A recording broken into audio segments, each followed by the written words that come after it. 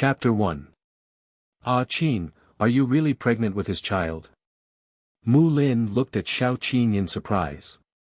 She had grown up with Xiao Qing, so no one knew Xiao Qing's character better than she did. She and Xiao Qing were both abandoned when they were young. Although they were taken in by an orphanage, the orphanage was not as good as most people thought. On the contrary, it was very dark. The old women who took care of the children often beat or scolded the children. It was common for children to not have enough to eat, not to mention the ostracism between the children. Xiao Qing hated the people who abandoned her, so she did not want to have a child easily. She was afraid that she could not bear the weight of a newborn. Moreover, how could people like her and Xiao Qing fall in love with the same man? So much so that they were willing to have a child for him. Yes. Xiao Qing stroked her protruding belly, her eyes filled with a gentleness that could melt an iceberg. She had never thought that having a child who was related to her by blood would be such a blissful thing. She had prayed countless times for this child to come into the world early. Then, she imagined that in the future, she, the child, and Lin Qifan's family of 3 would be so happy. Mu Lin stirred the coffee in her cup and considered her words carefully. After a while, she said in a low voice, "Ah Qing, you have to know that in our line of work, how can we quit just because we want to? I've done enough for them. If they're willing to let me quit the organization, everyone will be happy. If they don't. Xiao Lin, do you think I'm the kind of person who makes decisions without any preparation?" Xiao Qing said coldly. She had served in the military before. Because of her outstanding memory, sharp senses, and excellent physical fitness, she was transferred to the special forces. Later, she retired due to injury. Xiao Qing's education was not high and she did not have any special skills. After she retired from the military, she could not change her job. Coincidentally, Mu Lin joined the organization because of her amazing hacking skills, so she pulled Xiao Qing into the organization. Money laundering, arms trafficking, Xiao Qing's contributions to the organization were not small. Her only worry was that the organization would not let go of her, an outstanding subordinate. "Qing, be careful." Mu Lin bit his lip. "I'll go back to the headquarters immediately and contact the team leader. If I can help you, I'll help you." "Thank you," Xiao Qing said sincerely. Mu Lin pouted and said unhappily, "What kind of relationship do we have? Do you still need to thank me? What's there to be polite about?" "But..." She hesitated for a moment before handing a few photos to Xiao Qing.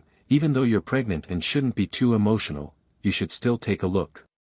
Xiao Qing frowned slightly. She took the photo and glanced at it. She froze. The main character in the photo was none other than her lover, Lin Qifan. There were more than a dozen photos, and the female lead was the same person. She had short hair and a pretty face. Most importantly, she looked familiar. She had seen this woman's photo on Lin Qifan's phone before. At that time, Lin Qifan had said that she was his superior's daughter. They had met during a social gathering and chatted for a while. Xiao Qing did not think much of it. Instead, she felt bad that Lin Qifan had to attend social gatherings for the sake of his career. Lin Qifan was not a rich second-generation heir. The university that he graduated from was not particularly good. Naturally, he had to put in more effort to succeed. Xiao Qing did not expect that Lin Qifan would take a shortcut. Looking at the intimate couple in the photo, Xiao Qing felt her heart ache. This was his superior's daughter. Mu Lin said worriedly, "Qing, don't be too sad. Let's ask him clearly first." "Okay." Xiao Qing calmed down quickly and touched her belly. She had a child. She could not be too emotional. It was not good for the child. "I'll leave first. Take care." Mu Lin picked up her bag. She was also very sad. If Xiao Qing had found a man who loved her very much, even if Xiao Qin gave up everything and left the organization for this man, Mu Lin would still be very happy. Xiao Qin had found a good home. But now. Chapter 2. Drive safe. Xiao Qin forced herself to say this before she watched Mu Lin leave. She sat there for a long time, looking at the photos again and again like she was torturing herself. Her love with Lin Qifan was like a fairy tale. Lin Qifan saved her when she was injured and Xiao Qin was touched by his gentleness. She fell in love and got married. It was only natural. But now, the past seemed to have become a joke. Xiao Qin sat there until she calmed down. Then, she slowly stood up and walked out while holding her stomach. No matter what, the baby was the most important thing. It was almost time for her to give birth. No matter what, she had to wait until after the baby was born. Xiao Qin hailed a taxi to go to the hospital for another checkup. Before the taxi reached her, an ear-piercing screech sounded from behind her. Xiao Qin wanted to dodge, but her body was heavy. How could she dodge the car that was speeding towards her? The moment she was hit, Xiao Qin tried her best to protect her stomach. Her baby, no. The moment she landed, Xiao Qin clearly saw the young woman in the driver's seat smiling innocently. Her face was still in the photo in her bag. Xiao Qin glared at the young woman, but all she could do was watch her drive away. The pain in her stomach was like waves, wave after wave. She opened her mouth, but her voice was as weak as a mosquito's wings. "Save, my baby, save." The passers-by looked at her with pity, but no one stopped for her. Instead, they quickly walked away as if they were afraid of getting into trouble. Xiao Qin was filled with hatred. She hated Lin Qifan, she hated the young woman, and she even hated these heartless people. She didn't care if she died, but her baby had never seen the world. Xiao Qin's vision became more and more blurry. She could clearly feel the blood flowing down from her thigh. Suddenly, a drop of water fell into her eye socket. It turned red, and she heard a cry of surprise. "Oh, the rain is red. I've never seen red rain before." Was the heavens crying blood for her? Xiao Qin slowly closed her eyes. If there was a next life, she would definitely kill that adulterous couple. The basement level of a hospital was usually the morgue. Most of the paranormal incidents in hospitals were related to the morgue. It was probably because the morgue was too eerie and had something to do with corpses. It's too tragic. One corpse, two lives.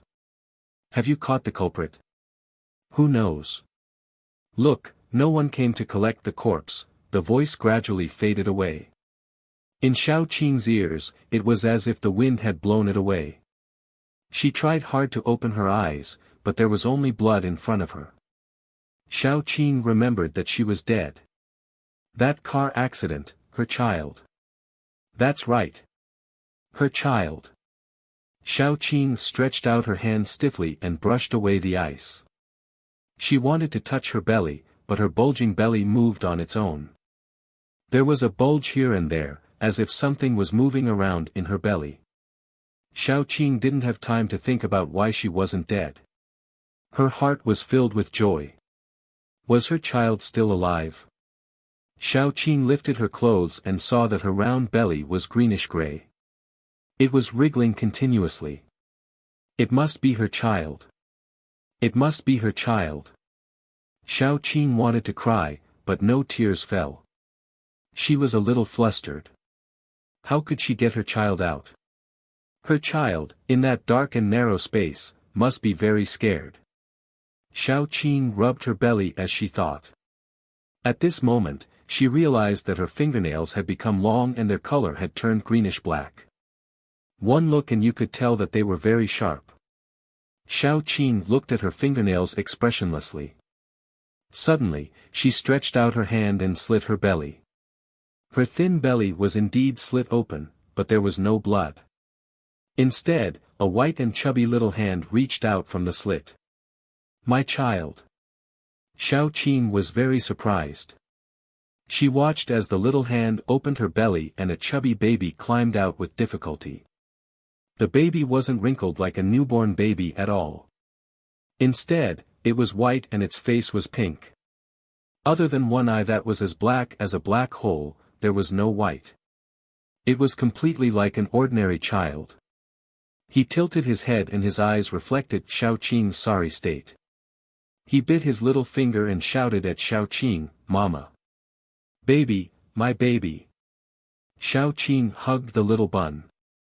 She didn't realize that the big slit on her belly was slowly healing.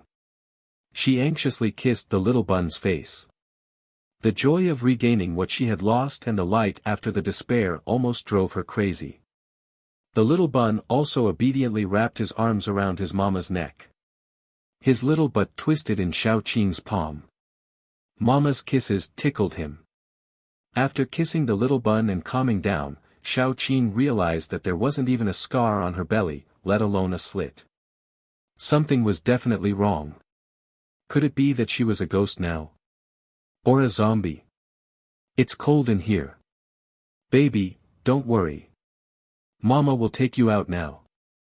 Xiao Qing suppressed the doubts in her heart.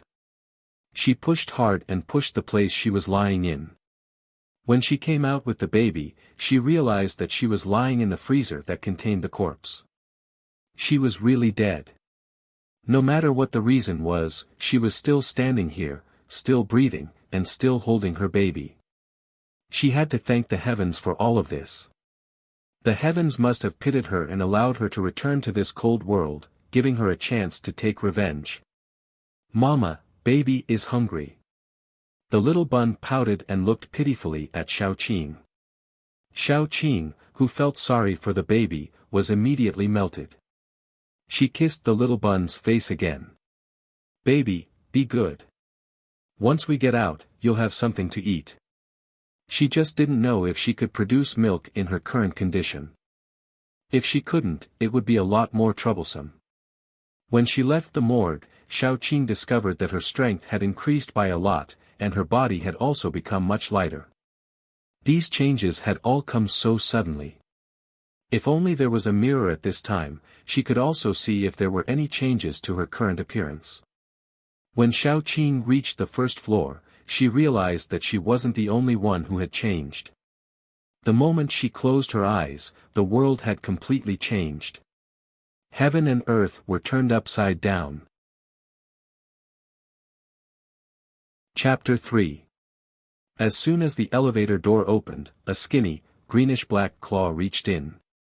Its long nails were still stained with flesh and blood, followed by half a head. Why was it half a head? Because a part of that thing's head had been cut off by something. From the cut, black brain matter could be seen wriggling. Xiao Qing was shocked. She subconsciously punched the head. Then, she saw the head fall to the ground like a ripe apple. Her strength was so great, Xiao Qing didn't have time to be surprised. She looked at the corridor. The floor was covered in dirty blood, minced meat, and broken limbs. There were also some mutilated corpses, as if they had been bitten by some wild beast. If these things surprised Xiao Qing, then the other things frightened her. In addition to the corpses on the floor, there were also moving things. Their faces were full of rotten flesh, and their limbs were stiff as they wandered in the corridor. Some of them were wearing hospital gowns, while others were wearing nurse uniforms. It was obvious that they were all doctors and patients of the hospital when they were alive. Was this the end of the world? Xiao Qing suddenly remembered the blood rain she saw before she died. It probably wasn't God crying for her, but God's punishment for this world. Xiao Qing held the child in her arms tightly. She smashed the fire hydrant with one hand and took out the fire extinguisher. She held it like a hammer, guarding against the group of monsters at all times. Baby, don't be afraid. After comforting Little Bun in a soft voice, Xiao Qing realized that the zombies weren't like in Resident Evil, where they would pounce and bite any living person they saw. Instead, they were wandering around as if she didn't exist, or as if she was one of their kind. Xiao Qing touched her chest. She couldn't feel her heart beating. She smiled bitterly. She wasn't a living person. Maybe, she was now like these monsters. No longer caring about what happened, Xiaoqing carried the little bun and walked out. She had to see if this was only the hospital or the whole world. The little bun lay on Xiaoqing's shoulder. His eyes were rolling. He wasn't afraid at all. The mother and son soon arrived at the entrance of the hospital. As Xiaoqing expected, the outside world had been occupied by zombies. It seemed that it was the end of the world. "Baby, are you afraid?" Xiaoqing gently stroked the little bun's back. Only then did she find that her son was still naked. The little bun obediently kissed Xiaoqing and said in a childish voice, "Mama, I'm not afraid." Xiaoqing's heart was sour. She took the little bun to a clothing store. She picked a lot of children's clothes for the little bun to wear. However, there were too many things. Xiaoqing couldn't carry them all. If there was a bag or something, it would be easier. Xiaoqing thought. The clothes in her hands suddenly disappeared. She was surprised and happy. Did she have a space like in some novels? Xiaoqing closed her eyes and tried to sense if there was a so-called space. Then she really saw a space, but it was only 1 cubic meter big. A pile of clothes took up half of the space. Although it wasn't as vast as in novels, where there were all kinds of plants and people could be brought in, it could at least store some daily necessities. Xiaoqing was satisfied. She put away some of her clothes, some food, and some milk powder before leaving with little bun. "Mama, where are we going?" The little bun blinked his big shining eyes and asked. Xiaoqing took a look at the mirror. Although the woman in the mirror was pale, she didn't turn into a zombie. As long as she wasn't touched intimately, she shouldn't be discovered. She was relieved. Let's go to the capital. Chapter 4. Jing City was the capital of Z country. Although the population was large, the important leaders and military were there. Even during the apocalypse, Jing City was believed to be the most orderly place. Xiaoqing still had a child to raise. It should be better to go there. They were now in S City. Although S City was not far from Jing City, it was still very troublesome to go to Jing City without a plane or train. Fortunately, Xiaoqing did not have to worry about zombie attacks. This made her journey much safer. However, after walking for a short while, Xiaoqing was dumbfounded. In the beginning, she would only occasionally hear a soft grumbling sound, but she didn't think much of it until she realized that the grumbling sound was coming from her arms. She was stunned and asked, "Is the baby hungry?" Little Bun's face was a little red. He whispered, "Not very hungry, Mama." Then his stomach growled. "I'm sorry, baby. I neglected." Xiaoqing quickly found a house and found hot water to make milk for Little Bun. However, Little Bun forced himself to take a sip and spat it out. He rolled in Xiaoqing's arms. "Mama, my stomach hurts. It hurts, baby." Xiaoqing was so anxious that her eyes turned red. How could this be? Little Bun cried in pain. However, because of his constitution, he could not shed tears. He only felt better after he had spat out all the milk. Xiaoqing was very distressed. She blamed herself. "Baby. Baby. It's Mama's fault, Mama, don't cry." Little Bun considerately kissed Xiaoqing. Xiaoqing also knew that her baby was different. She could not raise him as an ordinary child. However, seeing that her baby was hungry, how could she not think of a way? Xiaoqing found meat for Little Bun. However, Little Bun still vomited after eating. Xiaoqing's heart was twitching. If she could, she was even willing to give her meat to her baby. What should we do? Xiaoqing, who had always been a tough woman, was so anxious that she was about to cry. Her baby, her sweetheart, it was all because of that adulterous couple. She and her baby were neither human nor ghost. Mom will think of a way. Xiao Qin put aside those grudges and picked up Little Bun. She needed to find some zombies to observe. Xiao Qin felt that Little Bun's body should be similar to that of zombies. But before she could catch a few zombies, she heard gunshots outside. Xiao Qin squinted her eyes and looked down from the window. A Hummer passed by downstairs. There were several people sitting in the car. One of them reached out and a ball of flame appeared, burning several zombies that were chasing the car. Perhaps she also needed a car. As Xiao Qin was thinking, she saw someone waving at her from the car. "Are you a survivor?"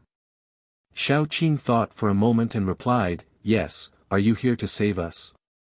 "Yes, we are here to save people." The car stopped downstairs. 5 people got off and quickly went upstairs. Xiao Qin opened the door for them. The first person who came in was a middle-aged man. He looked dignified, but his eyes were not serious. He glanced around and when his eyes fell on Xiao Qin, he was surprised. "Are you alone?" "Yes." Xiao Qin's face was pale, as if she was really frightened. "What happened outside?" How could this happen? Don't be afraid. We are all paranormals. We can protect you. There is a survivor base outside the city. You will be fine once you get there. The man said and signaled the people behind him to close the door. A young man with dyed blonde hair laughed sinisterly, "Boss, don't pretend to be serious. Anyway, it's the end of the world. Hurry up and have fun. Our brothers are waiting. We haven't touched a woman for a long time." Chapter 5. Xiao Qin's face instantly turned pale and bloodless. She didn't want her child to be a man-eating monster. At that moment, she wanted to cry. She had once looked forward to the birth of her child, but the birth of the baby was completely different from what she had imagined. Without the company of her family, she dug out her child in the hospital morgue with her own hands. But even if her child was different from others, Xiao Qin still wanted her child to grow up happily and not become a monster. Just as Xiao Qin's thoughts were running wild, Little Bun was already staring at the head of the corpse on the ground with teary eyes. He still couldn't express what he wanted, and could only point and say, "It's fragrant." Xiao Qin didn't know what to do, but she was still a decisive person. She quickly calmed down. God pitied her and allowed her to crawl out of hell for revenge. Now, she only cared about her child. Why would she care if her child became a man-eating monster? Were they still normal people? Xiao Qin looked at her slender black fingernails. The light in her eyes became colder and colder. Her voice was low but gentle. "Baby, what do you want to eat?" Little Bun was a little anxious. He kept gesturing. "Inside, inside." Xiao Qin looked at where Little Bun was pointing. She reached out with her slender fingernails and inserted them into the soft part of the skull. When her fingernails went in, she touched something hard. Xiao Qin had a flash of inspiration and pulled it out. There was a red crystal lying between his bloody fingers. It was only the size of a fingernail, but it was very shiny and beautiful. Little Bun's eyes lit up. "Mama, eat. I want to eat." After confirming that her son didn't want to eat human flesh but this crystal, Xiao Qin let out a sigh of relief. Even if her son wanted to eat human flesh, she could harden her heart and hunt humans for him. But there would always be a knot in her heart. Now that she found out that her son's food wasn't what she had imagined, her heart relaxed a little. Worried that her son would have a stomachache if he ate the bloody crystal, Xiao Qin washed it repeatedly with water before handing it to Little Bun. After Little Bun held the crystal in his hand, Xiao Qin began to look for crystals in the skulls of the other corpses. She found that not everyone had crystals in their heads. The crystals also came in different colors. She guessed that only people with superpowers would have crystals in their heads. Those with strong superpowers would have bigger crystals, and those with weak superpowers would have smaller crystals. Crystals with different superpowers had different colors. For example, the red crystal just now. Its owner was the one with the fireball. Little Bun was full after eating 2 crystals. Xiaoqing was going to put the last crystal. Little Baozi urged Xiaoqing, "Mama, eat too." Xiaoqing was stunned. She could eat it too. Little Bun was actually holding the crystal in his hand to absorb it. Xiaoqing didn't want to touch Little Bun's food, but she had a feeling that if she could absorb the crystal, it would be good for her to improve her strength. Only when her strength improved could she hunt more superpowers for Little Bun. Xiaoqing held the cyan crystal. She closed her eyes to feel it. Soon, she found that there was a faint cyan light in the crystal. Soon, the cyan light entered her body through her palm. Xiaoqing didn't notice that the dark red in her eyes was fading away. She only felt that the irritation in her heart was lessening. Soon, the crystal turned into a pile of gray powder. The wind blew it away. Xiaoqing clenched her fists. She felt that her body had become stronger. Ignoring the corpses on the ground, Xiaoqing carried Little Bun downstairs. The off-road vehicle those people drove was still downstairs. It provided Xiaoqing and Little Bun with transportation. After all, it was tiring to leave the city and go to other places by walking. Xiaoqing got into the car and looked at the gas gauge. There was not much gas left in the car. There were a few empty barrels in the back seat. Those people were probably going to the gas station to get some gas on their way back. For ordinary people, going deep into a zombie-infested city was almost certain death, but for Xiaoqing, it was simply too easy. She took Little Bun directly to the gas station. After filling up the car with gas, she also filled up a few empty barrels before preparing to leave. But when she was about to get in the car, she heard fighting in the corner. Xiaoqing looked up. It was a group of zombies fighting. She had never seen zombies fighting. Could it be that zombies also preyed on other zombies? Feeling that something was wrong, Xiaoqing didn't get in the car. Instead, she stood on the side and observed. Xiaoqing found that the group of zombies fighting was actually one of the zombies constantly killing other zombies. There were a few zombies lying on the ground with their heads broken. In the end, the zombies were all killed by this zombie. Then, the zombie began to dig out the heads of the other zombies. Could it be that there were crystals in the heads of zombies? Xiaoqing's interest was quickly piqued. She tried to get closer, but then she saw the strange zombie quickly turn its head, its dark eyes looking at Xiaoqing with a vigilant gaze. Xiaoqing found that this zombie was different from other zombies. Its face was different from other zombies. There was no rotten flesh or damage. Although it was dirty, but if she looked carefully, she found that except for its ugly face, it didn't have the most obvious features of a zombie. Moreover, it was much more sensitive than other zombies. It was probably smart. Otherwise, it wouldn't have found that there was something in the zombie's head and actively come out to kill other zombies. Seeing that Xiaoqing didn't get closer, it didn't relax. Instead, it quickly searched all the zombies' heads. After collecting a few gray crystals, it watched Xiaoqing slowly retreat. How could Xiaoqing let it go? Just now, when this zombie was fighting with the other zombies, she also saw it. She estimated the strength of the two sides and quickly took action, because she thought that the higher the level of the zombie, the bigger the crystal in the head of this zombie. The crystal in the head of this zombie was definitely enough for her son to eat a meal.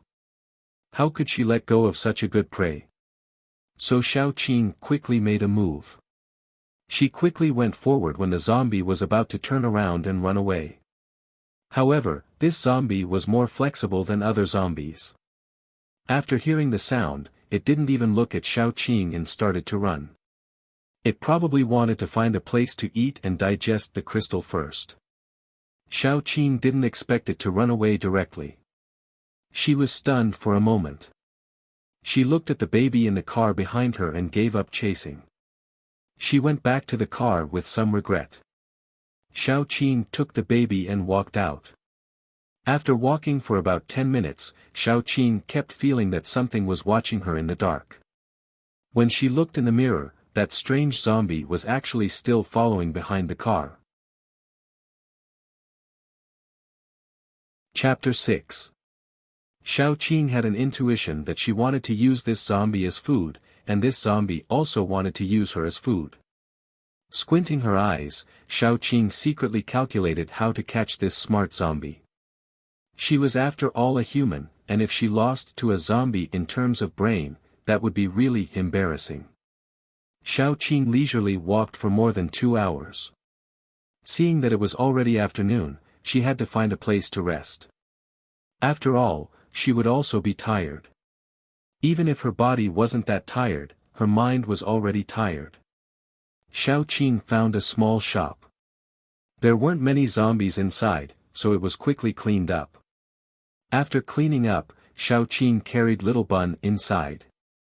At night, Xiao Qing, who was sleeping lightly, was acutely aware that there was a noise by the door.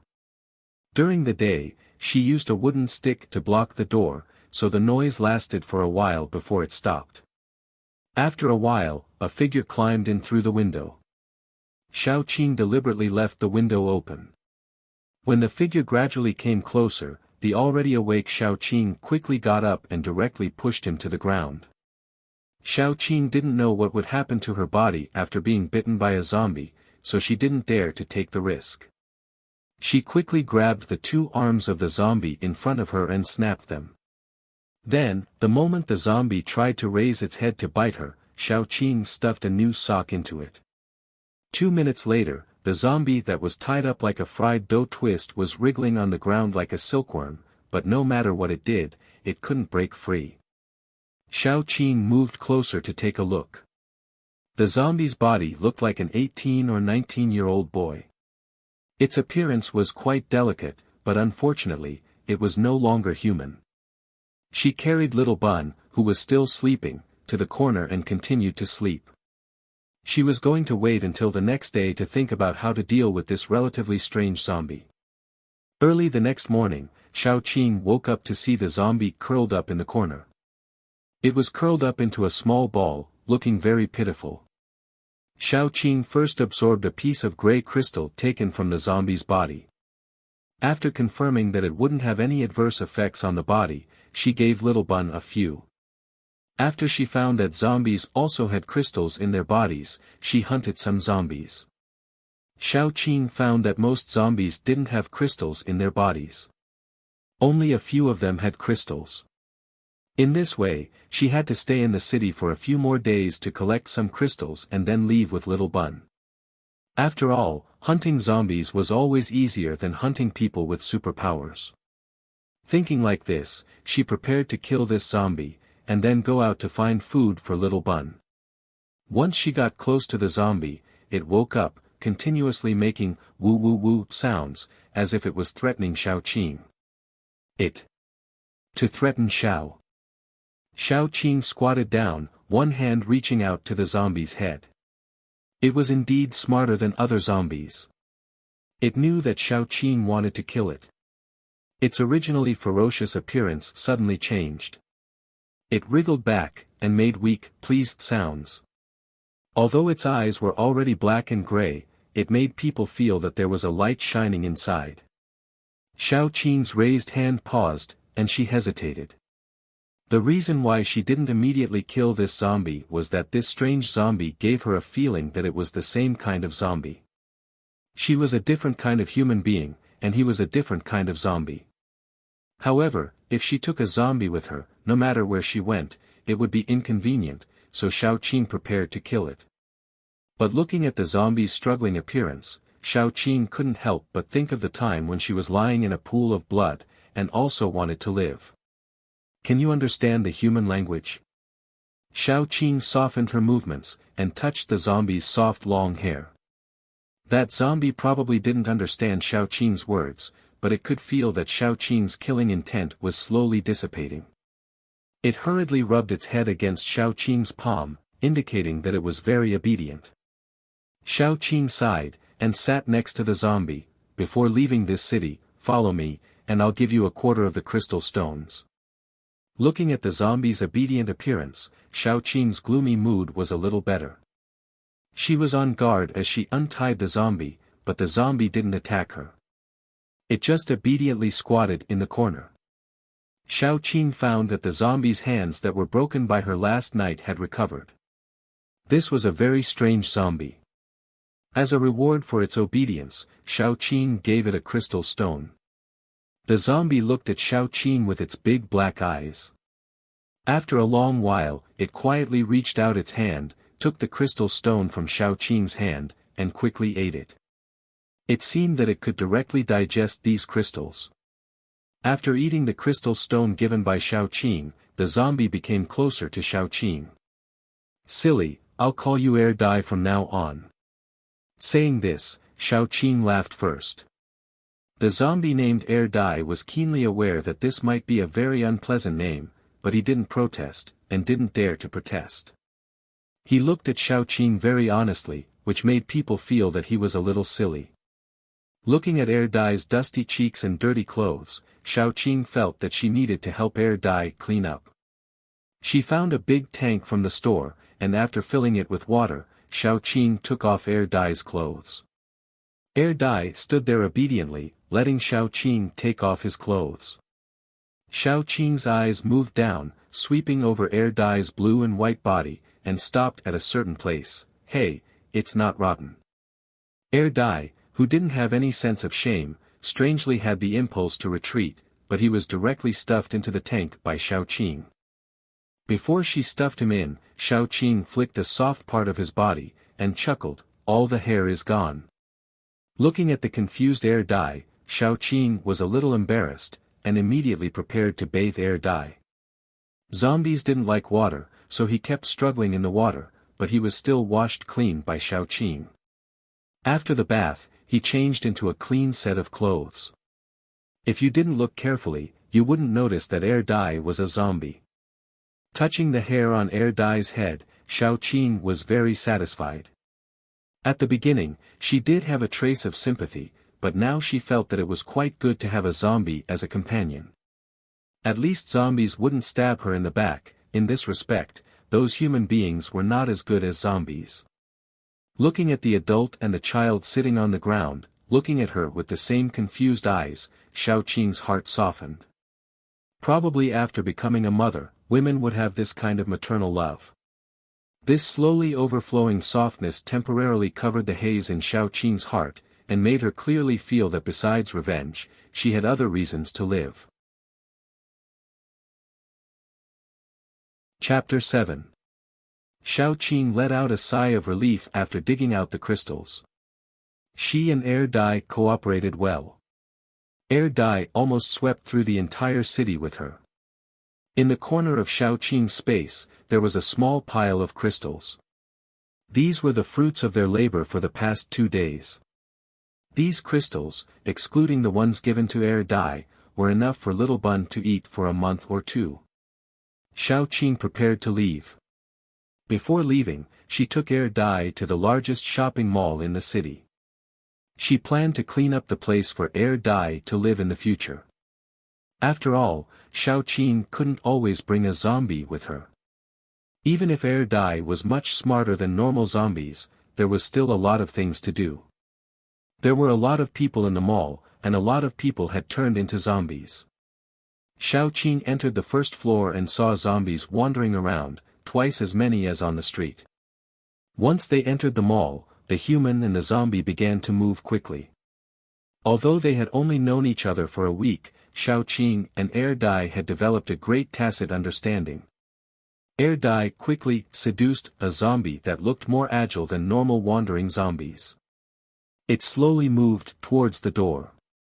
Xiaoqing quietly attacked and cooperated with Air Dai to kill the zombie. Every time they killed a few zombies, Air Dai would happily take out the crystals from the zombie's skull and give them to Xiaoqing as if they were treasures. Xiaoqing disliked Air Dai and washed the crystals off his hands that were covered in brain matter. Only after that would she put the crystals into her space. Xiao Qing was worried that it would be inconvenient to leave Little Bun in the car, so she made a basket and carried Little Bun on her back. Occasionally, she would give Little Bun a crystal as a snack. Just as they were about to clean up the first floor, there was a sudden roar of a car outside the mall. Xiao Qing and Dai tacitly hid. Then, 3 men and a woman walked in from the outside. The woman kept throwing fireballs, burning the zombies nearby to death. Why are there so few zombies? I thought there would be a lot of zombies in the mall. The woman sighed and said. The tall man behind her said, look at the ground, there are zombie corpses everywhere. I'm afraid that someone has come in before us. Then, are there still supplies inside? One of the fat men asked anxiously. If there isn't, then wouldn't we have come here for nothing? Let's go up and take a look. Don't be careless. Be careful, the last man who was relatively silent said. The group of 4 walked up cautiously. Fatty said as he walked, it's best if there are supplies. We're almost out of food. If we can't find any more, we'll have to rob. TSK, if we can get a fat sheep like last time, it'll be enough for us to eat for a week. The woman sneered, if you guys don't go whoring or gambling, how can we lose all our supplies so quickly? Alright, stop arguing. The tall man frowned and said coldly, pay attention to the surroundings. Fatty, open your perception. Opening perception consumes a lot of my spiritual power. Fatty muttered and opened his perception. Once he opened his perception, he was stunned. There's someone in front. As soon as the fatty's voice fell, the 4 of them quickly became alert and prepared to attack. Xiao Qing was stunned for a moment, but she instantly understood. The fatty's ability was probably his perception, just like a scan. That was how he discovered her. Giving Dai a calm look, Xiao Qing stood up. Sorry, I didn't know who came in, so I didn't come out. She knew that now wasn't the time to pretend to be weak. After all, if she was a weak woman, she wouldn't appear in a mall full of zombies. As soon as the 4 people saw Xiao Qing, their eyes changed. Especially when they saw Little Bun sticking his head out from Xiao Qing's shoulder, they became more alert. A single woman with a child could survive in a city full of zombies until now, and still appear in a mall unscathed. This woman's strength was definitely not low. It could even be said that she was definitely stronger than all of them. After all, none of the 4 people dared to say that they could go deep into such a city alone. As soon as they saw that Xiao Qing was a woman, the woman in the group of 4 stood up. Hello, we're from S-City's survivor base. Did you kill the zombies here? This base should be the same as the one the men had mentioned before. Xiao Qing thought quickly, but she didn't show it on her face. She smiled and said, hello, I don't know who killed these zombies. When I came in, they were already like this. The 4 people looked at each other. They probably didn't believe Xiao Qing's words. The woman smiled and continued, I'm a level 1 fire paranormal. These are my companions. They are level 1 perception paranormal, level 1 strength paranormal, and level 1 wind paranormal. Are paranormals categorized? Xiao Qing blinked and asked curiously. The woman hesitated and said, you haven't left the city since the apocalypse, right? Xiao Qing nodded. Then the woman began to explain to her. After the apocalypse, some people turned into zombies, some people evolved with paranormal abilities, and some people were still ordinary people. There were many kinds of paranormal abilities, but there were 2 kinds that were more common. One was the nature paranormal, which was metal, wood, water, fire, earth, wind, thunder, ice, and so on. The other was the physical paranormal, which included the 5 senses paranormal with better hearing and eyesight, the strength and speed paranormal with improved jumping ability, skin defense, and strength, as well as the spirit paranormal, which was the evolution of the brain. As for the other kinds of paranormal abilities, they were all classified as other kinds of paranormal abilities. Now, most of the paranormal had just awakened. Because the nature paranormal's level was low, their abilities were relatively weak and not very useful. As for the system paranormal, their abilities were more practical, especially the strength paranormal, which was more popular. However, anyone with some foresight could see that the nature paranormal would be the main force in the future. As people slowly advanced, the strength paranormal would be gradually surpassed by the nature paranormal with great potential. Xiao Qing thought for a moment and reached out her hand. I should be a speed paranormal. As for my level, I don't know. I just awakened not long ago, so I should be at level 1. Nice to meet you. The woman and her teammates exchanged glances and then warmly shook hands with Xiao Qing. She smiled and said, "We are also very happy to meet you." Chapter 8. Both sides knew what was going on, and neither side trusted the other. The woman's group wanted to dig out the secret of how Xiao Qing could survive alone in the city, and Xiao Qing was interested in their strange energy crystal. So although they were walking up peacefully, they were actually very vigilant, especially Xiao Qing. She originally thought that if these people didn't make the first move, she would be willing to explore the building peacefully with them. After all, she didn't know how strong these 4 people were, and she didn't dare to say that she could take them down. However, things often went against people's wishes. When the group just reached the 2nd floor, the fat man suddenly turned back and said, "No. There's someone else." As his voice fell, the silent man with the wind element had already sent a wind blade in the direction of the fat man's line of sight. Dai, who was hiding in a dark corner, roared angrily and quickly dodged the wind blade, but because of this, his body was exposed. Green-white skin, dark red eyes, and a body that was stiffer than a normal human's, all of which indicated that he wasn't a human. Even if he was dressed decently, it couldn't change the fact that he was a zombie. The 4 people's faces changed in an instant. They had never seen a zombie that was so fast that it looked like a living person. The tall man's brain worked the fastest. When everyone's eyes were attracted by Dai, he screamed, "Watch out behind." However, this reminder was a little too late, because when they turned back, they saw the fat man with his eyes wide open. He softly knelt on the ground, and finally fell down with a bang. Blood mixed with brain matter flowed out of the bloody hole in the back of his head. Xiao Qing shook the blood on her fingernails, and very unsatisfied put away a white crystal. The woman's legs immediately went soft. She's not a human either. Did humans have long black and gray nails that could be freely extended and as hard as a sharp blade? Looking carefully, Xiao Qing's face was frighteningly pale, and there was a faint red in the bottom of her eyes.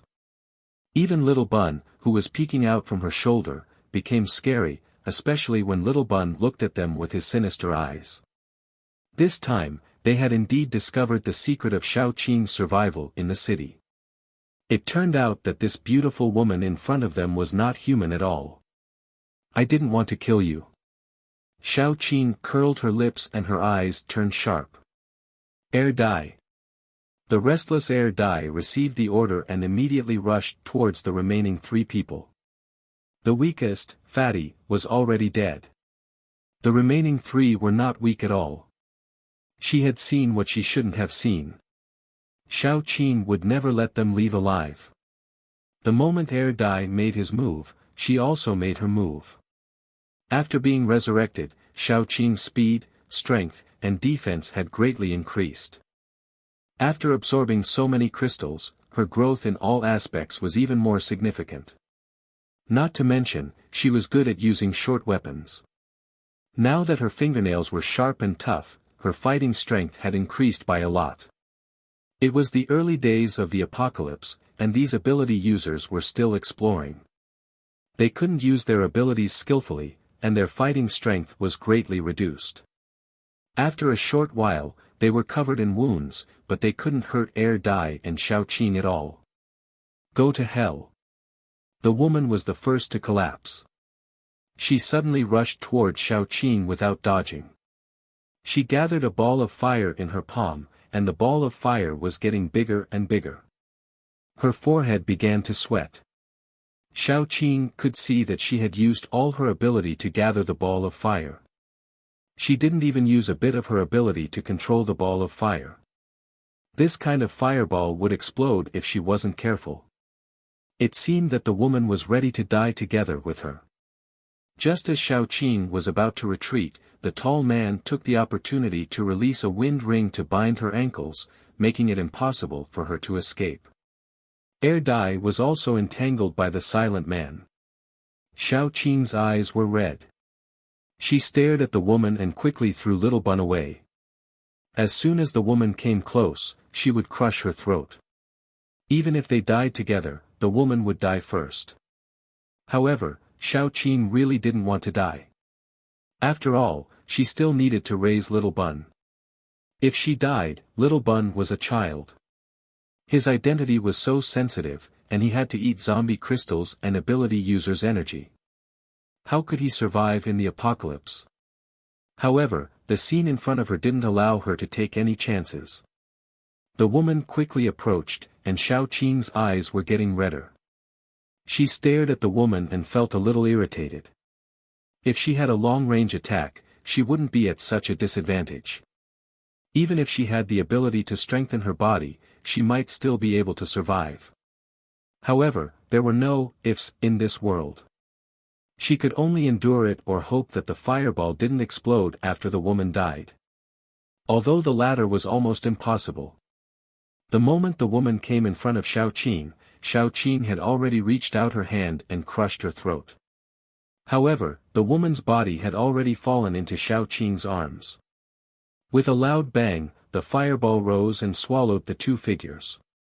Dai roared crazily and threw the silent man to the wall. He rushed towards the fireball crazily. His usually calm face had a ferocious expression.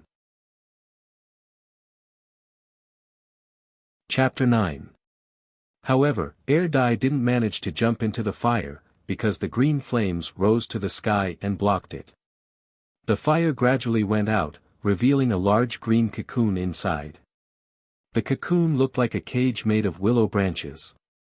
It kept moving rhythmically and was unharmed by the fire.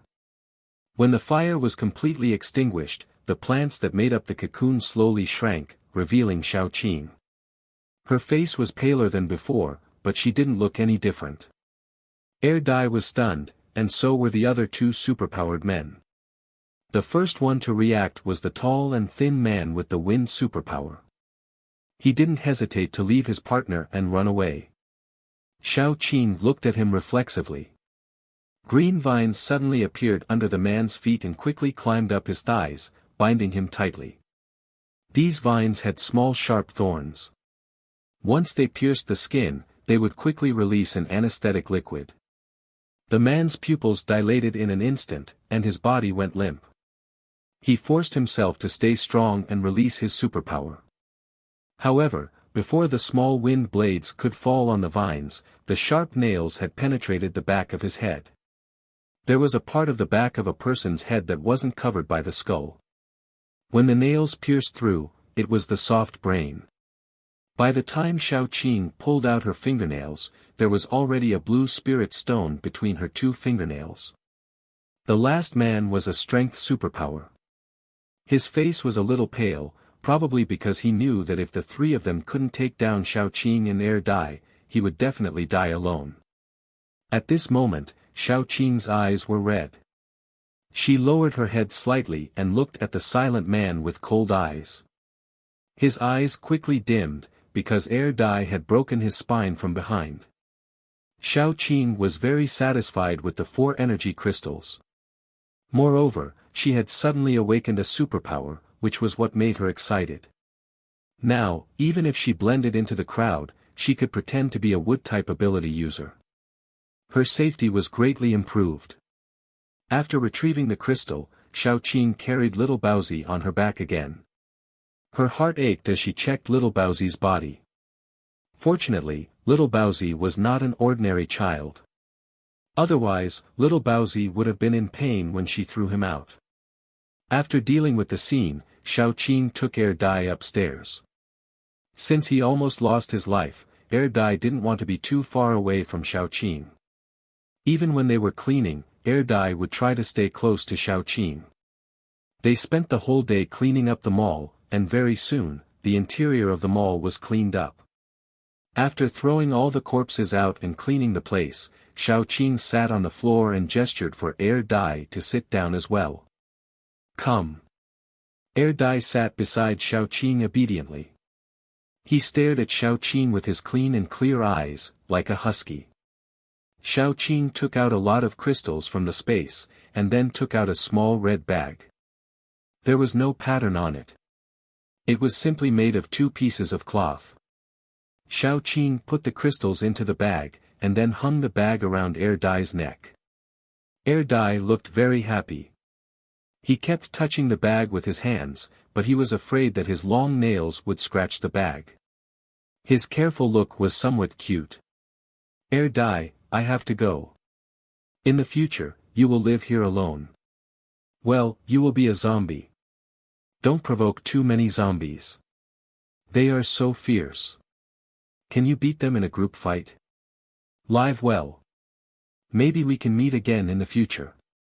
Xiaoqing touched Dai's head, and then laughed at herself. She said so much to a zombie.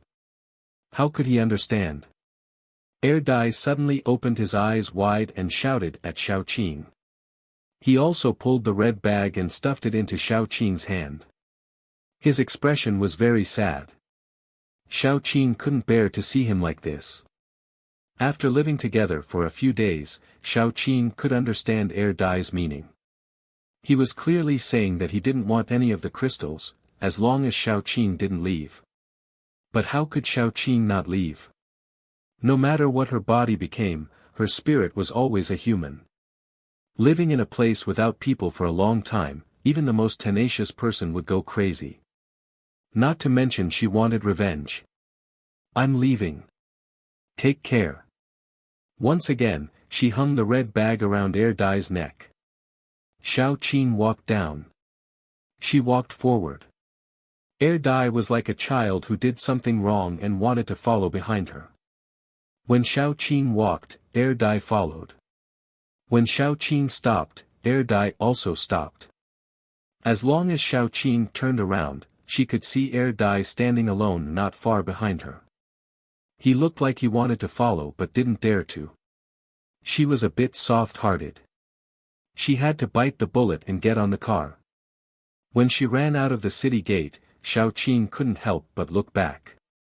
She saw Dai standing at the gate. His thin figure was even a bit thin. His roar had an indescribable sadness, and it echoed in Xiaoqing's ears. Resisting the urge to look back, Xiaoqing stepped on the brakes and quickly drove forward. Dai was left standing there, touching the heavy red bag on his chest. His entire body became gloomy. His voice sounded like he was sobbing. After a long time, Dai quietly stepped out. He looked back at the city behind him, and then walked forward without looking back. Chapter 10. The person who led the way told Xiaoqing something like how she could get a better place to live after leveling up her ability, and so on before leaving. Xiaoqing began to look around the place she would be living in for the time being. The room was not big, so she soon finished looking around. Then, she put the little bun on the bed and let him play by himself. The little bun poured out a pile of crystals and began to count them. Xiaoqing sewed a small pouch for him and stuffed some crystals into it as snacks. Xiaoqing began to decorate the house simply, when a handsome man came over. He was wearing a pair of glasses and looked quite elegant. Looking at Xiaoqing's puzzled eyes, he hurriedly introduced himself.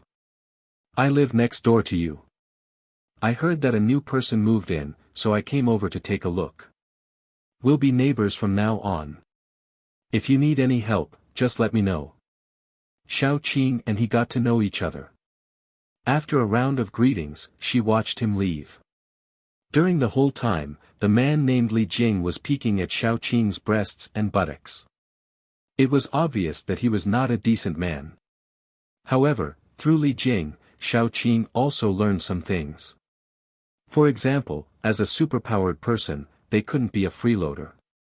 They had to join the search teams regularly, and half of the resources they found had to be handed over to the base. For example, if there was any trivial matter, they could hire ordinary people to do it. For a little bit of food, they could hire ordinary people for a day's work. Of course, some beautiful girls were always hired first. The reason was self-evident. Ordinary people had to work in exchange for food, but they usually only got a little food after working for a day, so they had to come out to earn extra money. After learning some details, Xiaoqing lived in the base. In order to not be conspicuous, she signed up for a search team, the kind that went out to search once a week. There were two kinds of search teams. One was composed of ordinary people. They searched around the base and got fewer resources, so it was more dangerous. The other type was a team of paranormals. Because they often went to places where no one had been before, they could get more resources. Xiaoqing calculated that she still needed a water tank, a bathtub, and a sofa. She planned to go to the self-organized market in the base to have a look. The market was located in an area where ordinary people lived. There were all kinds of strange things to buy. Xiaoqing carried Little Bun on her back. Along the way, she saw people selling gold jewelry and luxury goods. There were also people selling strange trinkets and even pornographic films. However, very few people went to buy them. After all, at the end of the world, those luxuries were completely useless. Take gold jewelry for example, it was a bit of a burden when wearing it in battle. Other than being flashy, it had no other use. One biscuit could be exchanged for several. Soon, Xiaoqing found a place that sold old furniture. Although it was called old furniture, in fact, even the worst furniture was 90% new. It was placed there and no one cared about it. Xiaoqing chose a big bathtub, a sofa, and a pack of compressed biscuits. The seller was so grateful that he wanted to help her carry it back. Xiaoqing looked at the seller's thin arms and legs and decisively gave up. Anyway, the labor market was just a little further ahead. She could totally hire a strong man to transport the things back. Anyway, she didn't lack food. There were a lot of people in the labor market. There were also coquettish women with heavy makeup, waiting to sell their bodies in exchange for food. Xiaoqing saw the man squatting in the corner at a glance. It was probably because his muscles were very beautiful. They weren't bulging exaggeratedly, but they were streamlined and even the curve of his muscles looked very nice. The only regrettable thing was that his muscles were full of big and small scars, old and new, overlapping each other. His hair was disheveled, and he sat in the corner shirtless. He didn't come up to sell himself like the others, but Xiaoqing always felt that he was like a lazy leopard. Xiaoqing's eyes swept over him. His muscles quickly tensed and he entered a state of alert. This made Xiaoqing a little curious. What did he do in the past? So Xiaoqing decisively hired him. Help me carry some things. I'll give you 2 compressed biscuits. The man raised his head slightly. His facial features were very outstanding. His eyebrows were handsome, his nose was high, and his eyes were very lively. Okay. The man's voice was a little low and hoarse. He got up from the ground, and his height was completely exposed in front of Xiaoqing. He was about 1.8 meters tall. The surrounding people shushed him and dispersed. The remaining man carried the sofa, the bathtub, and followed Xiaoqing back. There were more scars on his back than on his front. They were overlapping, and some of them were obviously new. Xiaoqing had no intention to explore at all. She led him back. Chapter 11. No wonder little Baozi vomited so badly after drinking the milk powder. Xiaoqing ate 2 mouthfuls and didn't want to torture her stomach anymore. Seeing this, Li Jing hurriedly asked, "Is it because my cooking is too disgusting?" No, my stomach hasn't been feeling well recently. Xiao Qing couldn't help but answer perfunctorily. Li Jing narrowed his eyes and chuckled. Even if your stomach isn't feeling well, you have to eat something. If you don't eat, how can your body stand it? No. Xiao Qing just wanted to go out and vomit all the food in her stomach, so she said, I'm really sorry to disturb you today. It's not that your cooking isn't good, but I really can't eat anymore. Another day, I'll treat you to my cooking. Seeing that Xiao Qing was about to leave, Li Jing hurriedly said, if you don't want to eat, at least eat some fruit. I have some fresh apples here. Wait, I'll get them for you. Before Xiao Qing could refuse, he went into the back room to get them. Xiao Qing had to sit down again. Her stomach was churning, and she really wanted to go out and vomit. Li Jing took out 2 big red apples and a string of green grapes. He handed an apple to Xiao Qing and said, give the grapes to the baby. Xiao Qing wanted to refuse, but her stomach was really uncomfortable, so she accepted. I'm really not feeling well. I'll treat you to something another day. Li Jing's eyes flashed with joy. He thought that the medicine he gave Xiao Qing worked, so he tried to persuade Xiao Qing to stay. Xiao Qing was about to vomit all over his face. She couldn't keep her smile. She hurriedly said, I'll go first. Then she went out of the door regardless of Li Jing's obstruction. As soon as she left, Xiao Qing felt that Li Jing was following her. She sped up without saying a word. Using the anti-tracking skills she had practiced for so many years, she easily got rid of Li Jing. After getting rid of Li Jing, Xiao Qing found a corner to vomit. She vomited as much as she ate. After vomiting, Xiao Qing began to worry about the little bun in the bed. She wiped her mouth, rinsed her mouth with mineral water, and prepared to leave.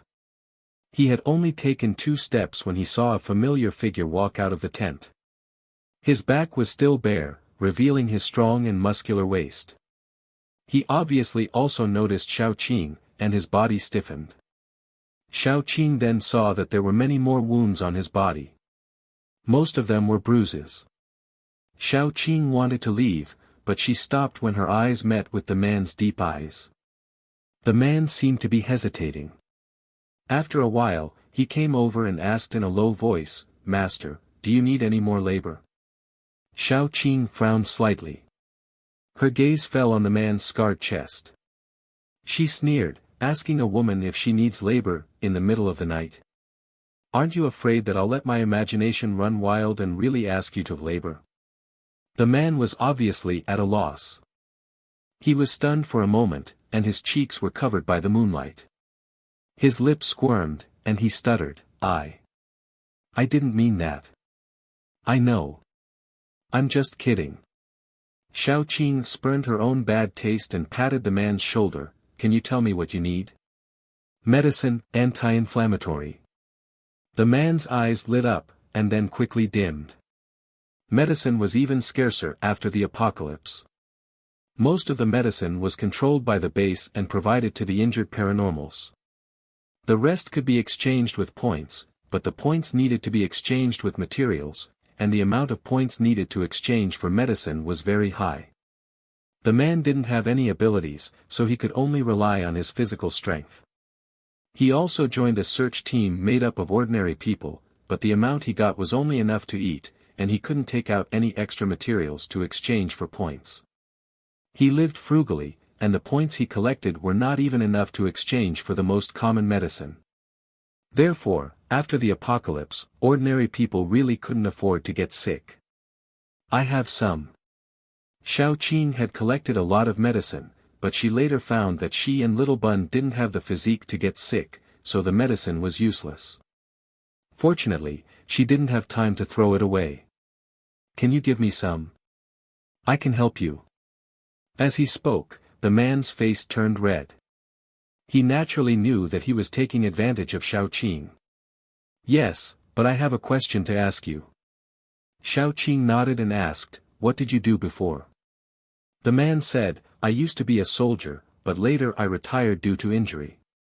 Xiao Qing's impression of the man immediately rose a lot, probably because she was also a retired soldier, so she always had some inexplicable good feelings for soldiers. Moreover, the man retired due to injury, and his situation was the same as hers. "How much do you need?" Xiao Qing asked. "I don't know." The man frowned and opened the tent curtain behind him, and saw a woman lying on a tattered quilt. The woman was in her 50s or 60s, and there was a deep wound on her bare thigh, which seemed to be torn open. Because it wasn't treated in time, the wound was full of pus and blood, causing a strange smell in the air. The man was a little embarrassed and said, "My mother's wound has been infected for a long time, and the smell is not good, please don't mind." "It's nothing." Xiao Qing didn't want to reveal her space, so she said, "Come to my place tomorrow, I don't have any medicine with me." "Okay." The man was very ashamed and said, "But I have nothing to give you." Xiao Qing's eyes swept over the man's strong chest, and she touched his chest with some teasing and said with a smile, "It's okay, you are mine in the future." The honest man shrank back, and his face was so red that it was about to drip blood. Obviously, he had never been teased like this, and his whole person seemed to be a lot more dull. Until Xiao Qing's voice floated into his ears, "What's your name?" "Yan Hanqing," he said reflexively. "My name is Xiao Qing, remember to come to me tomorrow." Seeing that Yan Hanqing was still in a daze, Xiao Qing couldn't help but smile, and then she turned and left. Yan Hanqing waited until Xiao Qing was far away before he reacted, and his forehead was full of sweat. Just what did she say?" Chapter 12. Xiao Qing went home, but she didn't know that Li Jing was stunned at the moment.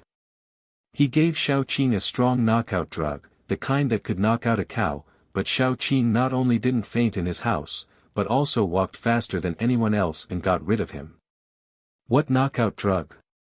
"Bad review." Li Jing, who felt that he might have been taken advantage of by others, was very unhappy. He didn't know that Xiao Qing couldn't digest the food at all, let alone the knockout drug in the food. Xiao Qing, who didn't know anything, went home and slept soundly with her son in her arms. The next morning, Xiao Qing brushed Little Bun's teeth in a daze. When she opened the door, she saw Yan Hanqing squatting at the door, with dew on his crew-cut hair. He must have come early to wait for Xiao Qing, but he didn't want to disturb her. "Come in." Xiao Qing gently kicked his leg. Yan Hanqing obediently entered the door and stood there, a little helpless. Xiao Qing pulled out a chair and said, "Let's eat together. Anyway, the baby and I can't finish it." Yan Hanqing quickly waved his hand. Xiao Qing promised to give him the drug, which was already a big bargain for him. How could he have the nerve to eat Xiao Qing's food? Moreover, Xiao Qing was a single mother. Even if she had superpowers, food was not easy to get. He was a 7 feet tall man with hands and feet. How could he have the nerve to eat Xiao Qing's food? However, Xiao Qing had already pressed him directly on the table, set the plate, and put bread and eggs on it. Little Bun on the other side had moved his short legs and tried to climb on the bench, but his height was a problem. Xiao Qing picked up Little Bun and pushed the plate in front of Yan Hanqing. "Eat."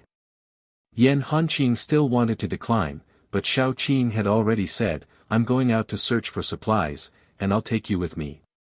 If you don't eat, how will you have the strength?" Yan Hanqing silently made a note in his mind, and then he picked up the bread with the fried egg and started to eat. After the apocalypse, food became more and more precious. The ordinary people in the base were given porridge, hard mixed grain pancakes, soft bread, and fried golden eggs. It was already a rare thing. Yan Hanqing was even a little reluctant to eat it. He wanted to bring it back to his mother. Xiao Qing saw through his thoughts and said, "There's more in the pot. Bring some back for auntie later." Yan Hanqing's face turned red. After a while, he said in a muffled voice, "I'll pay you back later." If he was asked to bring it back to eat, he would definitely not accept it. However, He still had an old and injured mother at home. Okay. Xiao Qing did not use a pretentious tone to say anything. She knew that not only would she not help Yan Hanqing, but she would also hurt his dignity. Probably because of the training in the army, Yan Hanqing did not say a word while eating. In the end, Yan Hanqing, who was full, and Xiao Qing, who was not eating, looked at Little Bun clumsily using a table knife to cut the egg.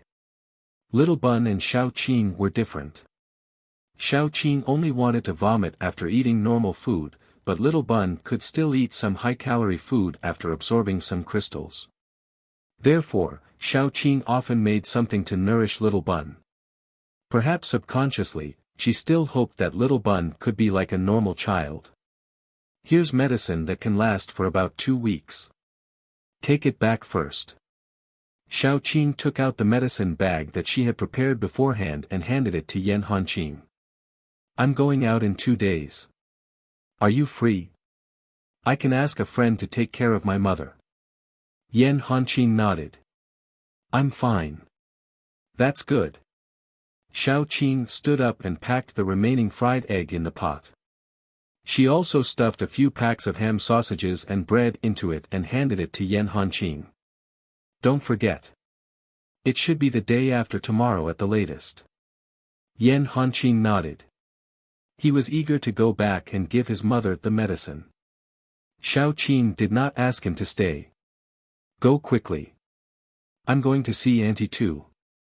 Yan Hanqing knew that Xiao Qing was worried that someone would see the medicine in his arms and steal it. She specially escorted him. His heart felt warm. He could not help but think of Xiao Qing's words that night. She said that he was her, other things aside, just the things that he owed her were enough to repay with his life. Thinking that there were other ways to repay her, the honest Yan Hanqing could feel his face burning without touching it. Xiao Qing carried the Little Bun on her back and walked with Yan Hanqing to where he lived. Yan Hanqing secretly glanced at Xiao Qing. He could not help but think that Xiao Qing was such a beautiful and capable girl. How could she fall for him? He must have heard wrongly. Even if she had a child, men who were willing to be with Xiao Qing would definitely go for her. How could it be his turn? The more Yan Hanqing thought about it, the more he felt that he might have heard wrongly. Yan Hanqing started his military service at the age of 18. He had not been in a relationship until he retired due to injury at the age of 27. After all, there were almost no girls in the military. Especially in the unit he was in. Because of some special circumstances, other than the military doctor, everyone was male. Therefore, it was Yan Hanqing's first time coming into contact with a girl as soft as Xiao Qing. As he thought about it, his palms became wet with sweat. Chapter 13. The next day, Xiao Qing packed her things and contacted a team of paranormals. On the surface, Xiao Qing was a wood paranormal. Wood paranormals were more popular, even though she was only at level 1. Soon, Xiao Qing found a team that was willing to accept her. Many search teams were made up of paranormals and ordinary people. After all, paranormals were rare. Those who could gather a team of paranormals were usually the top search teams in the base. Such teams generally didn't accept people. Xiao Qing didn't find many people in the team. There were only 3 paranormals, a pair of brother and sister. The brother was a man of few words, but he was quite good-looking. He had deep facial features and delicate eyebrows. It was a pity that he had facial paralysis. The younger sister was quite lively. She was a little beauty with almond-shaped eyes and cherry lips.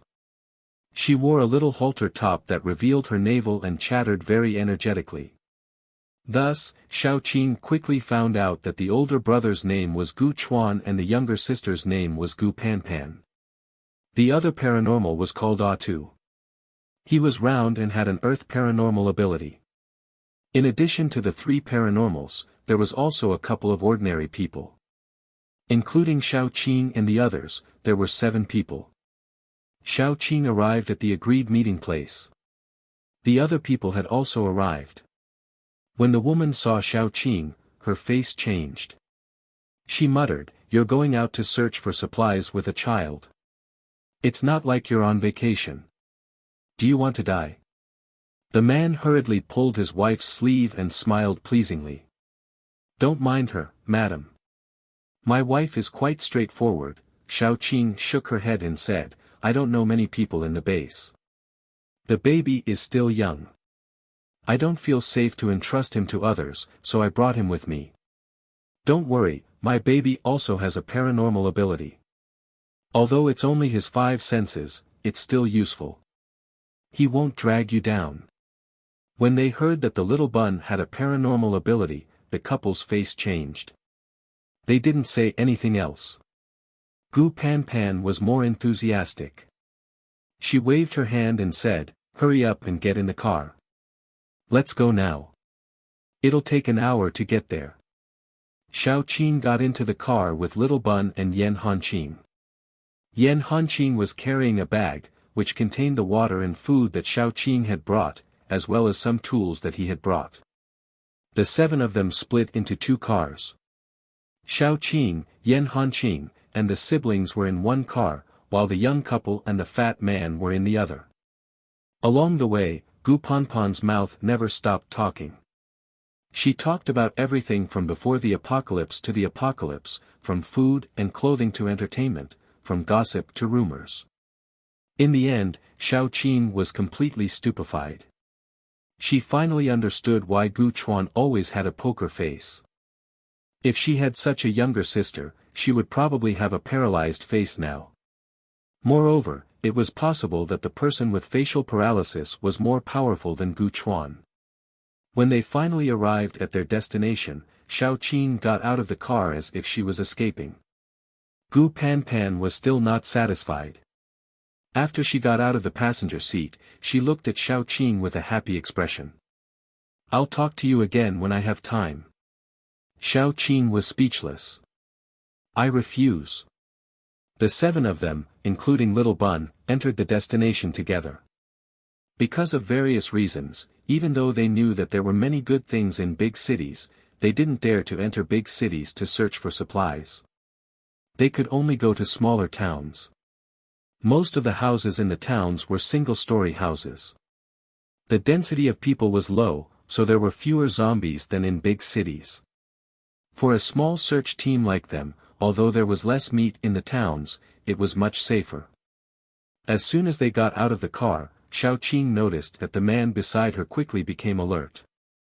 This alertness didn't only affect his mind, but also his body.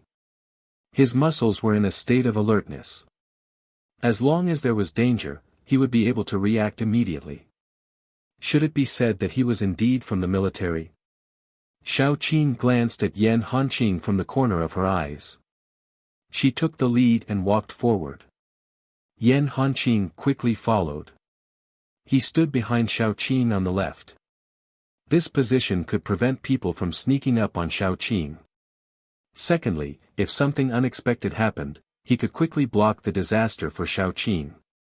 Xiao Qing had taken on many bodyguard missions. She had protected many important people.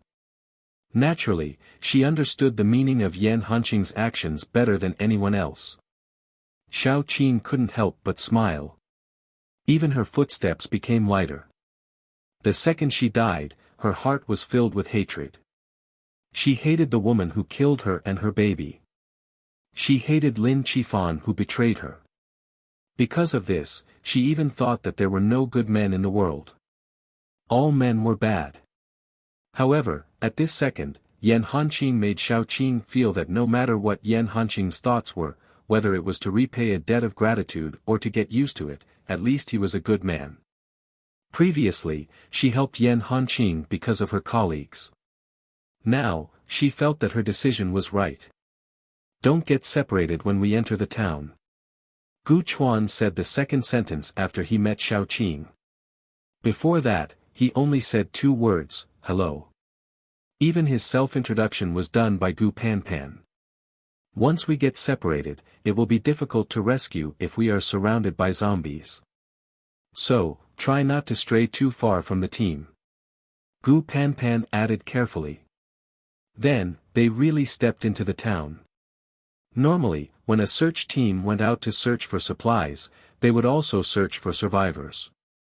If they could protect themselves, they would bring the survivors back to the base. Survivors were the foundation of the base's strength.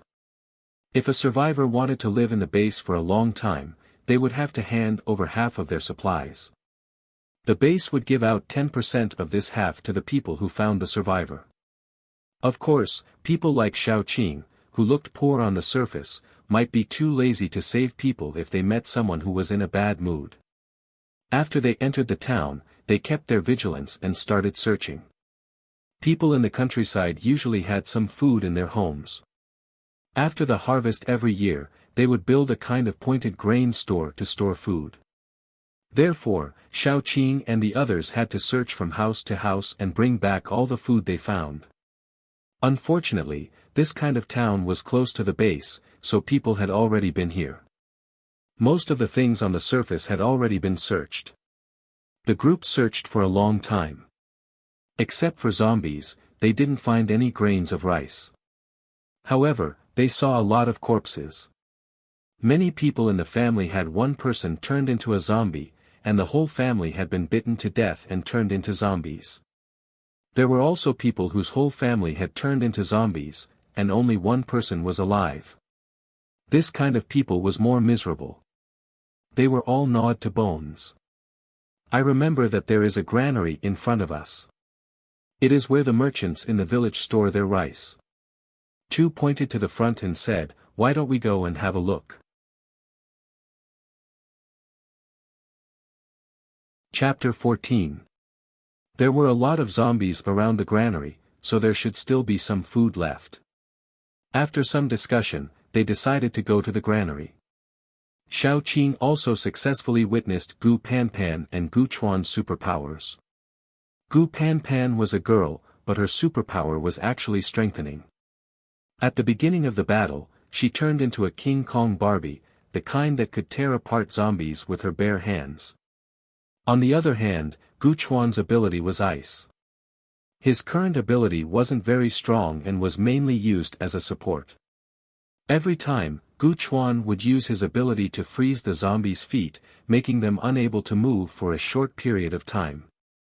Then, Gu Panpan would break the zombies' necks like Hercules or shatter their skulls. Atu's special ability was mainly for defense. He brought the young couple along and used a machete to chop the zombies frozen by Gu Chuan and the zombies bound by Xiaoqing's special ability to death.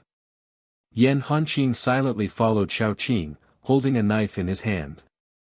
Any zombie that tried to get close to Xiaoqing would be killed by him. The group quickly approached the granary. The granary looked very peaceful, with only a few zombies wandering outside. Let's finish it quickly. The longer we stay outside, the more zombies we will attract. Gu Panpan, who was talkative, seemed to be quite reliable during the battle. The few of them nodded and continued to work together to kill the zombies. In fact, the combat power of these zombies was not high because they moved slowly. In addition to being ugly and particularly tenacious, they would not die unless their heads were attacked. If they did not gather in a group, even an ordinary person could kill a few zombies. Of course, this was on the surface. In addition to the fact that she was no longer a human, Xiaoqing also knew Air Dai's strange zombie. It moved quickly, had a certain level of intelligence, had a very fast learning ability, and even had emotions. Was Air Dai the only zombie like that? Moreover, zombies were likely to evolve, just like human superpowers could evolve. Zombies were likely to evolve in a certain direction, such as speed, body toughness, strength, intelligence, and so on. Therefore, Xiaoqing didn't relax at all. On the other hand, the young couple relaxed a lot when they saw the zombies being chopped up like vegetables. There must be a lot of supplies inside. When they arrived at the door, the young couple could not wait to push the door open. Atu immediately said anxiously, "Be careful. What if there are zombies?" The woman rolled her eyes and muttered, How can there be zombies when the door is closed? Even if there are zombies, I can deal with 1 or 2 of them. They are just afraid that we will steal the supplies. Atu was a little helpless, but he still put the earth armor on the young couple. It was formed by his superpower. Because he was only a level 1 superpower, his superpower only formed a thin layer of earth armor around the couple's vital parts. But if there were any accidents, it could still protect them. Just as they were worried about accidents, a black shadow fell from the sky when the woman pushed the door open. The woman screamed in fear, and her face turned pale. She was about to run away, but the black shadow threw her to the ground. The man saw it and went to pull her up, but when he reached out his hand, he saw that the black shadow was actually a zombie. His face turned green, and he ran away, not caring that his wife was still on the ground. Fortunately, Xiaoqing reacted quickly. She reached out her hand, and green vines quickly tied up the zombie's hands and feet. Atu also used his superpower, and a section of the ground rose up to push the zombie away. The woman took the opportunity to stagger up and run to those people, but the zombie had already broken free from the bindings. The zombie was very fast. Not to mention ordinary zombies, even a level 1 superpower possessor might not be as fast as it. Xiaoqing frowned slightly. Those vines were part of her superpower. She could feel that when the vines tied up the zombie, the sharp thorns pierced into it.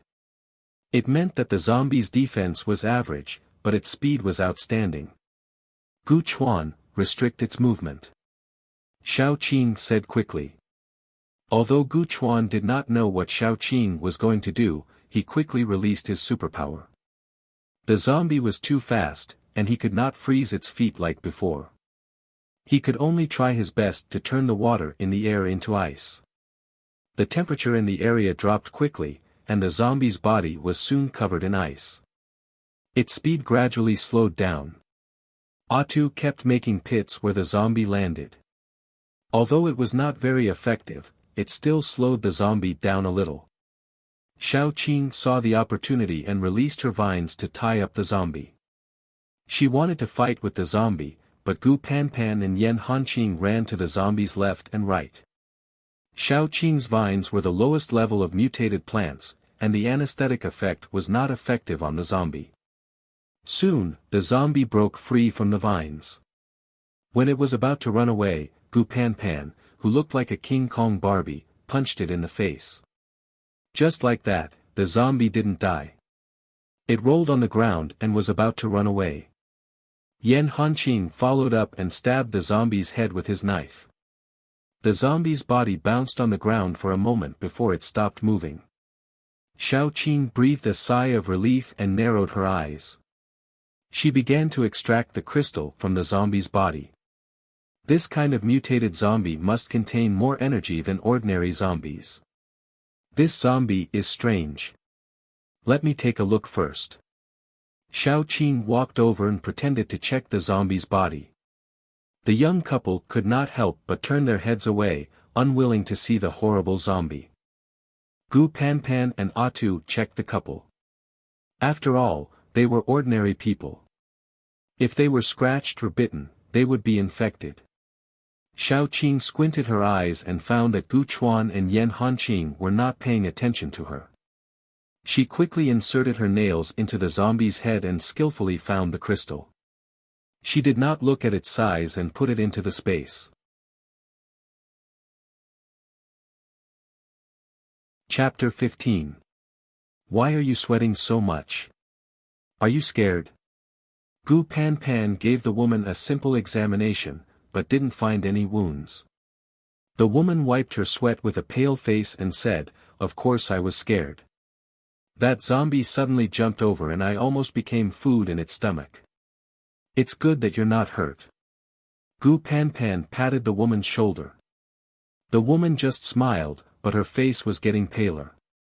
"Let's go. Why are you standing there?" Her husband came over and patted the woman. The woman was scared and quickly said, "Let's go, scared out of your wits?" The man smiled and pulled the woman to follow. This time, it was Atu who opened the way. He had the earth power and high defense, so he was the most suitable to open the way. This time, everyone walked in carefully. They didn't find any zombies, but there was a pile of bones on the ground.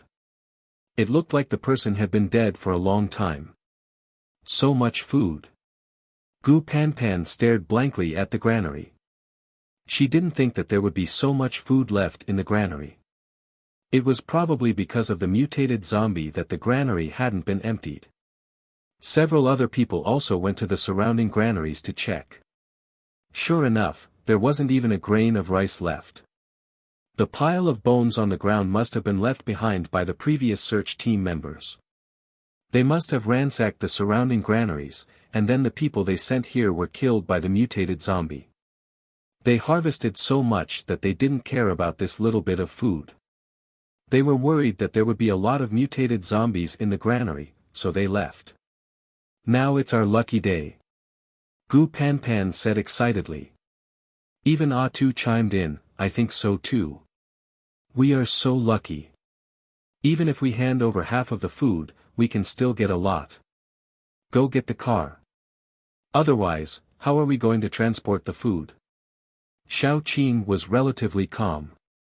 After all, they didn't need much food. I'll go get it. Gu Chuan volunteered. Yan Hanqing quickly followed. The others guarded the door and rested for a while in the granary. The young couple even took out something to cook jerky. The dried meat was boiled into a pot of soup. Along with the dried food, it could replenish one's strength. After Gu Chuan and Yan Hanqing drove the two cars over, the group of people began to eat. Actually, Xiao Qing didn't need to eat, but she couldn't appear too abnormal. So, she ate a piece of dry food and fed Little Bun some meat soup. In the name of convenience, she found a place to vomit. After solving the problem of food and clothing, the group of people moved the food into the car. Everyone was in high spirits. According to the distribution method agreed at the beginning, the three paranormals would each get 20%, and the young couple would each get 10%. The new members, Yan Hanqing and Xiao Qing, took 20% of the total because they were new members. Moreover, one of them was an ordinary person, and the other was only a level 1 female with elemental paranormal. To put it bluntly, Gu Chuan and the others didn't know Xiao Qing and Little Bun's combat power. So, they distributed the shares in this way. Gu Chuan and Gu Panpan looked at each other. Gu Panpan stood up and said, although Sister Qing is a new member, everyone has seen her performance along the way. I think that 20% is too little. My brother and I discussed it and decided to give them another 10%. Before Gu Panpan could finish speaking, the man in the couple couldn't help but raise his voice. Wait a minute, I don't mind if you give them a bit more, but, where do you get the extra money from? Gu Panpan couldn't help but frown. The nominal leader of this team was Gu Chuan, but ignoring this point, Gu Chuan and Little Bun were ranked the highest in the team according to combat power and contribution. The man's words were simply not giving them any face. The 10% for Sister Qing and the others, and the 40% for me and my brother. We will take 30%, and Sister Qing will take 30%.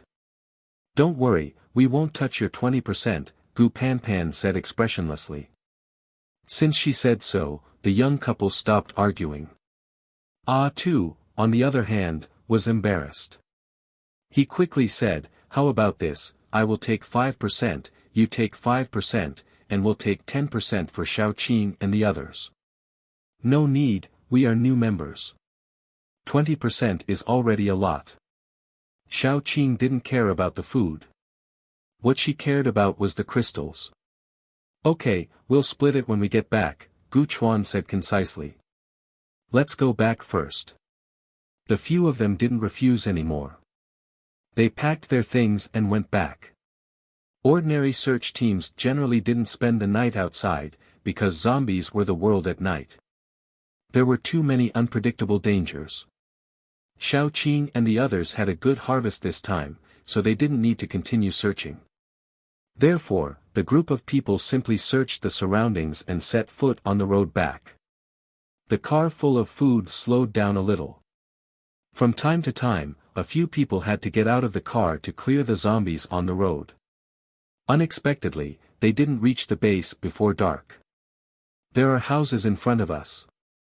Let's clear one out and stay for the night. We'll leave tomorrow morning, Ah Tu suggested. It was too dangerous to travel at night. Zombies are the most active at night. I also think we should stay for the night, Gu Pan Pan also said. No one had any objections. Ah Tu first found a house with an intact door. Most of the houses in the countryside were wooden and iron doors. Ah Tu saw a closed iron door. It seemed to be safe, so he went forward to open it. Before he could open the door opened by itself. A skinny person poked his head out from the crack. His eyes were green, probably because he was hungry. Who are you? Chapter 16. Ah Tu was shocked. He took a step back and subconsciously released his superpower. When he saw that it was a person and not something else, he let out a sigh of relief. We are the search team from the S-City Survivor base. We are passing by. Can we stay here for the night? The man looked at ATU up and down with a strange look, then grinned. Okay. But what is a survivor base? ATU looked around and said, can we go in first, and then I will explain to you? Come in. The man stepped back and let Xiaoqing and the others in. Xiaoqing frowned. She always felt that the man in front of her looked at people strangely, but she couldn't tell why. After entering, Xiaoqing and the others found that it was a sizable courtyard. There was a skinny woman holding a child in the yard, looking at the door with dull eyes. She only wore a loose coat, and most of her breasts were exposed to the air. From her neck to her exposed chest, there were bruises all over. When Xiaoqing and the others came to her side, the woman held the child in her arms in panic and murmured, "Don't eat my child, don't eat my child." Xiaoqing found that the child in her arms was not a child at all, but a dirty quilt with a small pillow wrapped in it. Xiaoqing's eyes quickly became cold, but she didn't say anything. The man who led the way hurriedly said, "She is a lunatic." The child was eaten by the man who turned her into a zombie. We took her in because she was pitiful. I think it's because she's pretty, the man in the couple muttered. Then, he was slapped by his wife. After entering the house, the man who led the way shouted, "Boss, people from the survivor base are here." As his voice fell, several cold eyes fell on Xiaoqing and the others. There were quite a few people in the room. Most of them were very skinny and wore ragged clothes. However, the boss that the man spoke of was dressed in clean and tidy clothes. He looked like a decent human being. Survivor base? The boss walked over. He looked decent, but he had a pair of triangular eyes. When he smiled, his eyes squinted. No matter how you looked at him, he looked sinister. After coming over, he smoked several cigarettes and handed one to ATU, one to Gu Chuan, one to the man in the couple, and one to Yan Hanqing. Gu Chuan and Yan Hanqing didn't take it, but ATU and the man took it. ATU smiled and took it. Since the apocalypse, I don't know how long it has been since I last smoked. ATU was telling the truth. In the apocalypse, people couldn't even eat, let alone smoke. The boss took a lighter and lit it for ATU. Then he shook the cigarette box and smiled. "Beautiful ladies, do you want one too?" Gu Pan Pan and the woman quickly shook their heads and waved their hands to show that they didn't smoke. The boss didn't force them. He smiled and said, "I also heard that there is a well-built survivor base in front of us. I always wanted to take my brothers there, but there are too many of us. We don't know how many of our brothers will die on the way there, so we didn't dare to move. Now that I met you, you must be capable. Can you escort us to the base?" The man in the couple patted his chest and said, "No problem." Not to mention Gu Chuan, even Gu Pan Pan frowned at his rash answer. She complained that he spoke too quickly. In that case, that's the best. Please come in and have a good rest. We will leave tomorrow. The boss asked the man who led them to the room to rest. When the man left, Gu Panpan said, "Why did you agree so quickly? Anyway, it's good for us to take the survivors back." The man said naturally. "It's not troublesome to take them back. It's troublesome." Gu Chuan said coldly. "What do you mean?" The man was stunned. Gu Chuan didn't want to talk to him. He went straight to the corner and sat down. Xiao Qing also found a place to sit with Yan Hanqing. The man was a little embarrassed, but he didn't say anything. Soon, it was evening.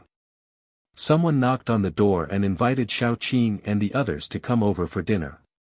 The few of them went out.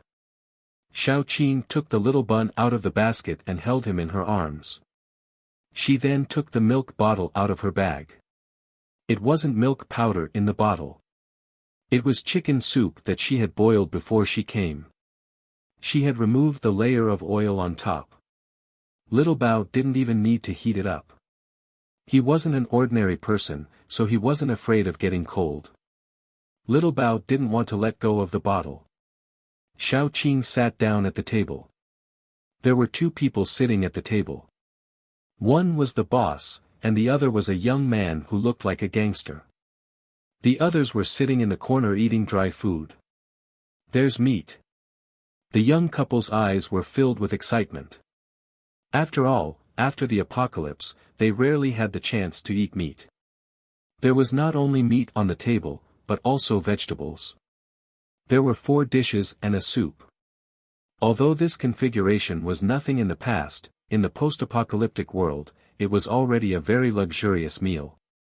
The boss made an inviting gesture and said, "Everyone came from afar. You're all guests. Please sit down." Gu Chuan, his sister, and Xiao Qing looked at each other. They saw the temperature in each other's eyes gradually drop. Only the young couple and Ah Tu were still very happy. "Let's eat. Don't be shy." The boss smiled and put a piece of meat in Xiao Qing's bowl.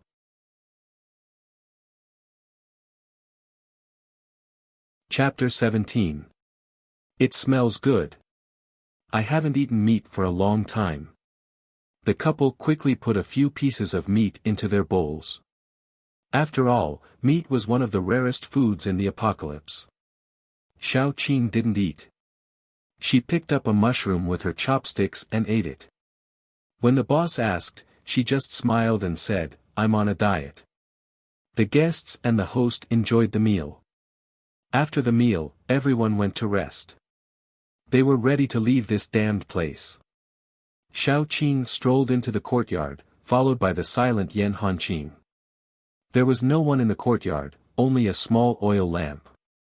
She didn't know where it came from, but the light from the oil lamp shone through the window, making it look gloomy. "Aren't you going to ask me why I stopped you from eating meat?" Xiao Qing lowered her voice. Yan Hanqing shook his head. "I can see. That's good." Xiao Qing held Little Bun's hand and made him stumble forward step by step. She deliberately lowered her voice and said, "Ah Qing, I want to kill someone." Yan Hanqing was a bit stunned. No one had ever called him Ah Qing. It was so intimate that he couldn't help but blush. He even forgot to stop Xiao Qing. Xiao Qing helped Little Bun learn how to walk. Her steps were slow, and her voice was slow as well. "I'm not a good person, but I still have a little conscience. Smell the wind. The smell is too strong, and it lingers at the tip of my nose, reminding me constantly of what happened." Yan Hanqing's nose wasn't as sharp as Xiao Qing's, but the difference wasn't much. He fell silent and suddenly couldn't say anything to stop them. After all, some people were rotten to the core. Not to mention seeing them with his own eyes, he could even kill them with his own hands. "Something will definitely happen tonight," Xiao Qing said firmly. Her intuition told her that Yan Hanqing didn't say anything and just followed Xiao Qing.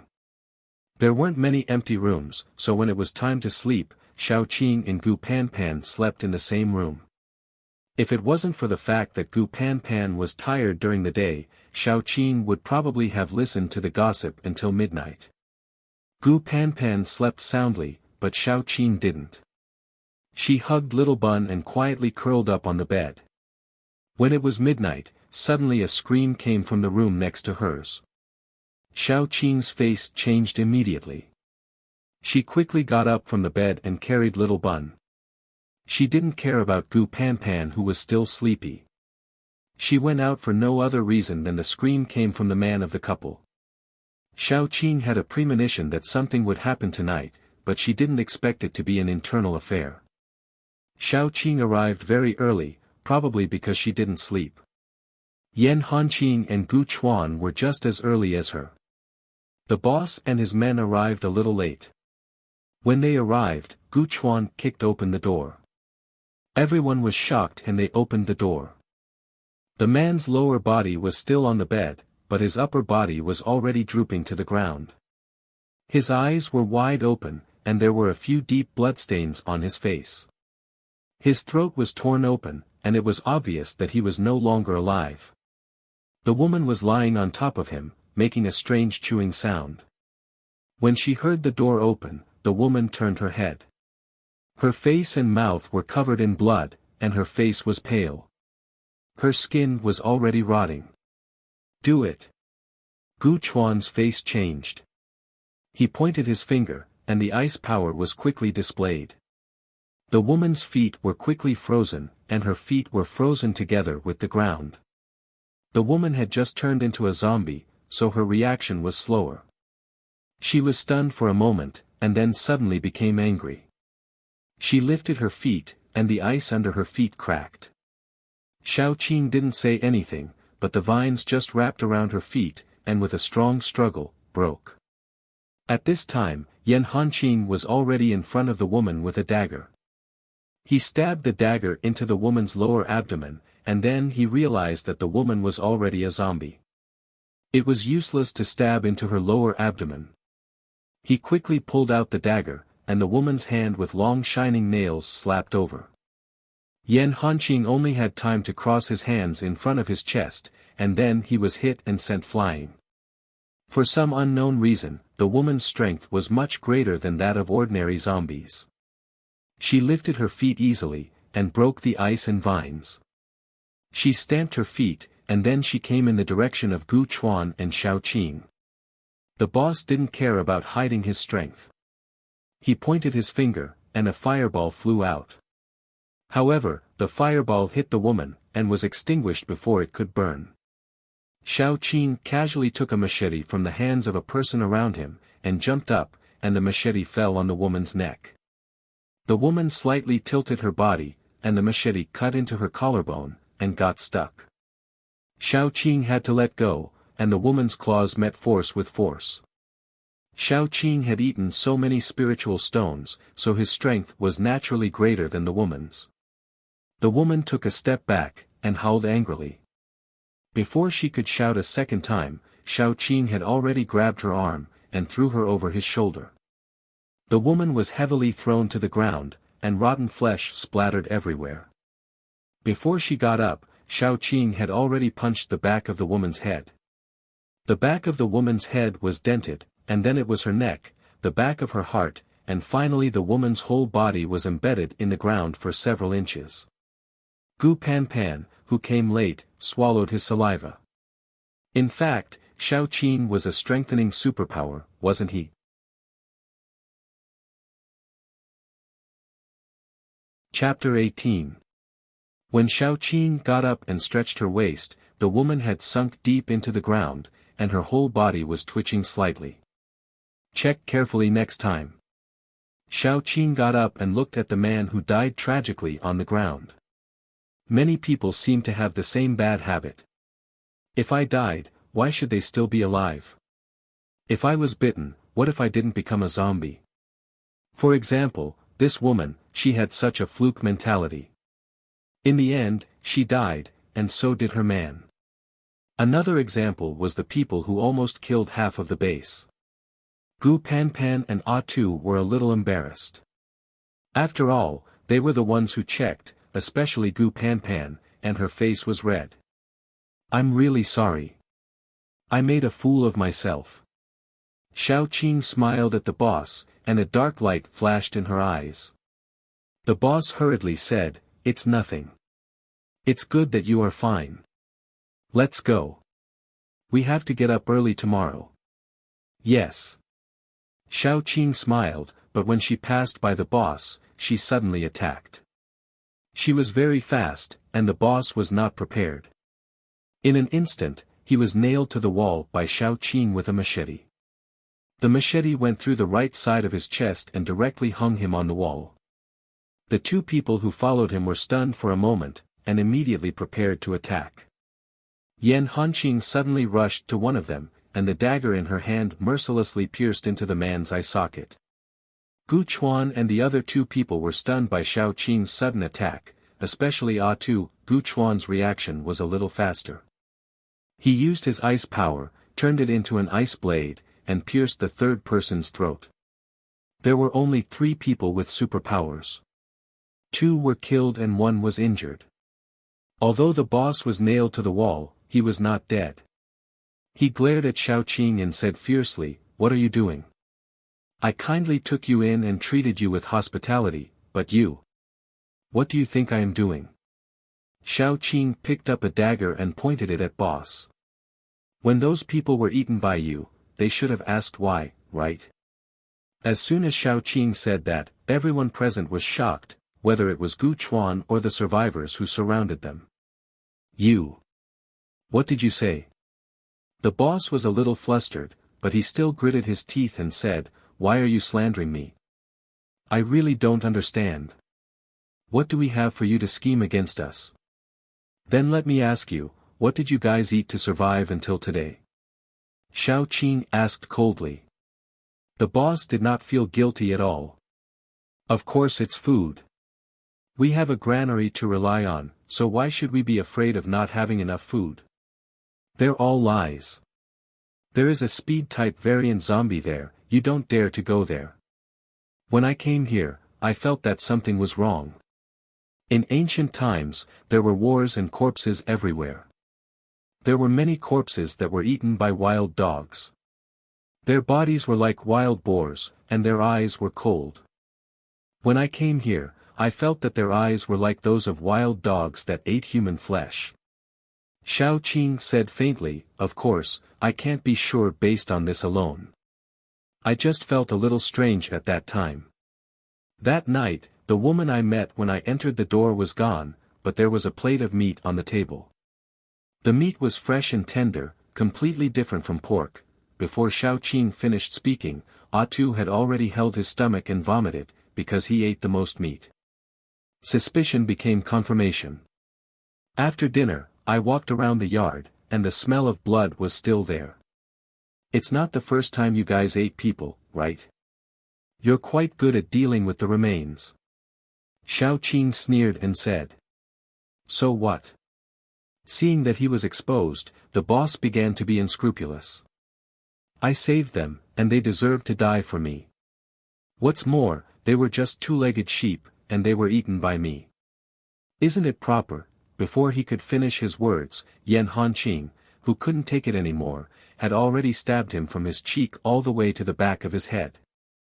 It didn't matter if he begged for mercy or shouted unscrupulously, he could only leave it for his next life. Xiao Qing frowned and glanced around. "Is there anyone who wants to avenge them?" The onlookers quickly shook their heads. Xiao Qing picked up Little Bun and walked back to her room, ignoring the corpses on the ground and walls.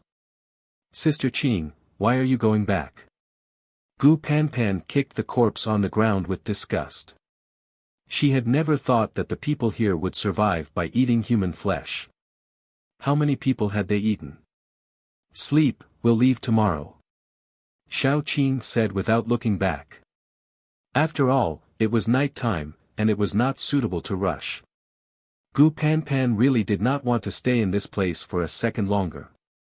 When she thought of the people around her who were used to eating human flesh, and then recalled that she had almost eaten human flesh at dinner, she could not help but feel disgusted. Let's go. Gu Chuan looked at Ah Tu, who was vomiting and left. Gu Panpan immediately followed. Xiao Qing and Yan Hanqing arrived at the door one after another. Xiao Qing paused and smiled. Why, are you going to sleep in my room? Yan Hanqing immediately blushed and stammered. No. No, I've been following you. I forgot. Xiao Qing opened the door and looked at Yan Hanqing with a faint smile. Come in, I can't sleep anyway.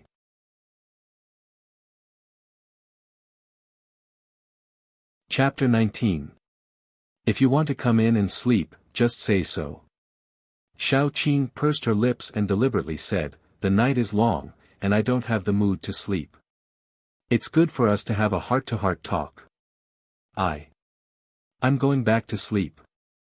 Yan Hanqing stammered and ran back as if he was chased by a monster. Xiao Qing smiled and took the little bun back to her room. Before she could lie down, Gu Panpan came to Xiao Qing with a quilt. Probably because Xiao Qing was the only girl in the room, she felt safer with Xiao Qing. Gu Panpan tidied up the bed and crawled under the quilt.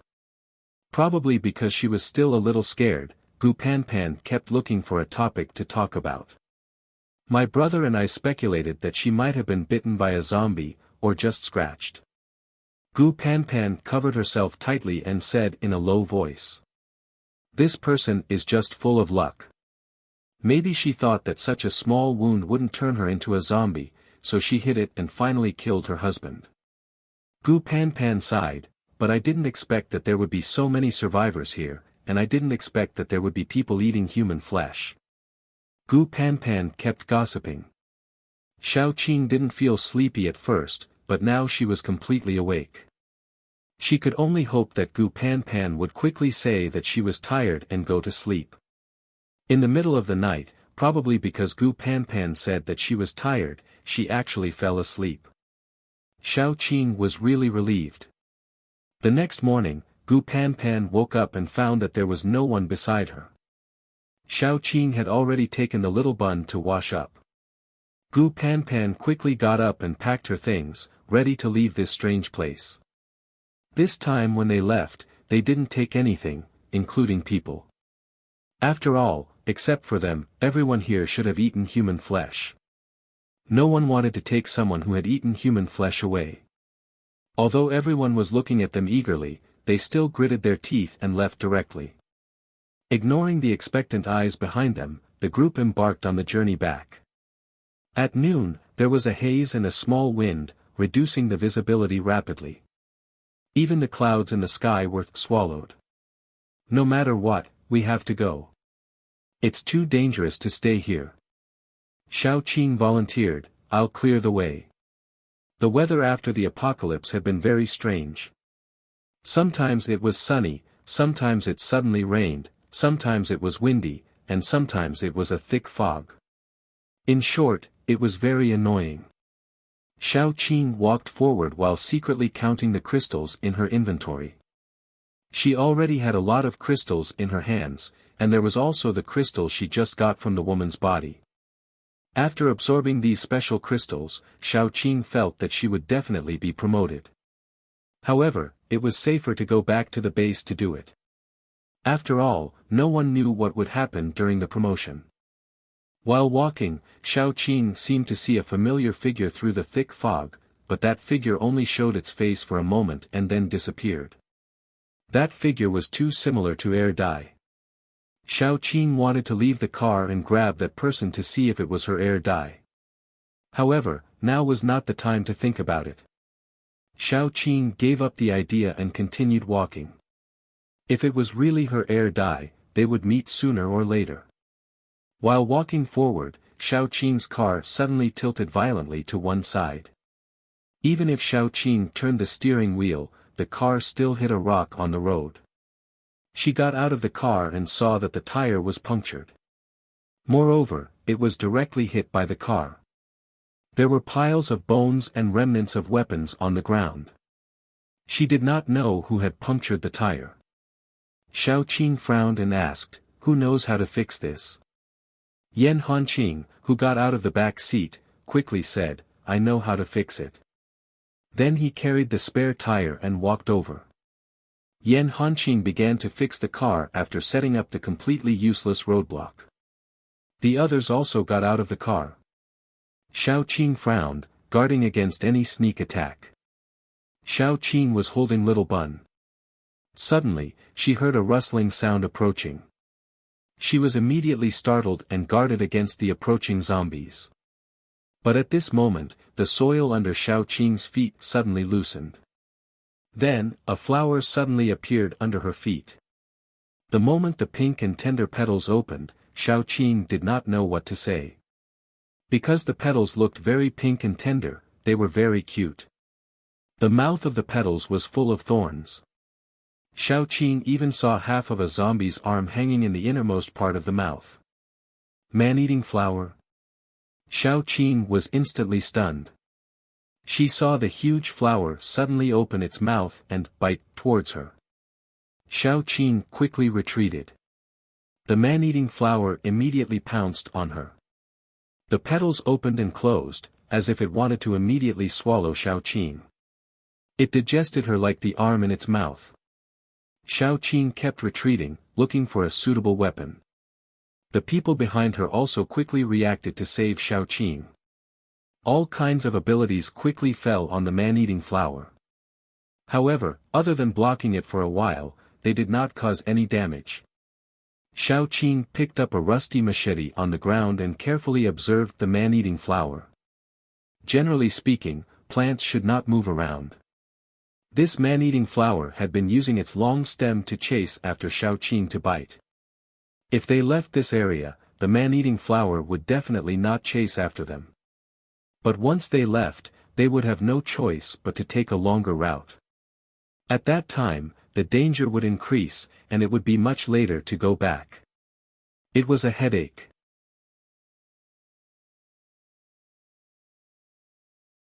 Chapter 20. Gu Panpan quickly leapt up and stood in front of Xiaoqing, grabbing the head of the man-eating flower with one hand. Her left hand grabbed the upper calyx of the man-eating flower, and her right hand grabbed the lower calyx, forcibly stopping the flower head from closing. From Xiaoqing's angle, she could see that Gu Panpan had used too much force, and that her muscles were as taut as a mouse. Gu Panpan was in such a hurry that she didn't see the barb in her left hand. The barb directly penetrated the back of her hand, and blood flowed down her palm.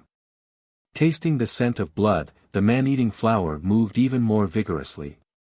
It continued to struggle, causing Gu Panpan's forehead to be covered in sweat. Its thorns have an anesthetic effect. I can't hold on much longer. Quick! Atu and Guchuan quickly made their moves. One tried to use the soil to control the man-eating flower, while the other tried to use ice to slow it down, but both failed. The man-eating flower shook its head violently, and Gu Panpan, who was like a King Kong Barbie, was flung out. Luckily, Guchuan caught her. Without control, the man-eating flower opened its flower head and bit at Xiaoqing. It seemed like it was going to swallow Xiaoqing in one bite and slowly digest her.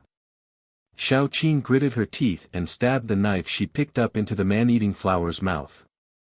Unfortunately, she only managed to hold on for a second before it was bitten off.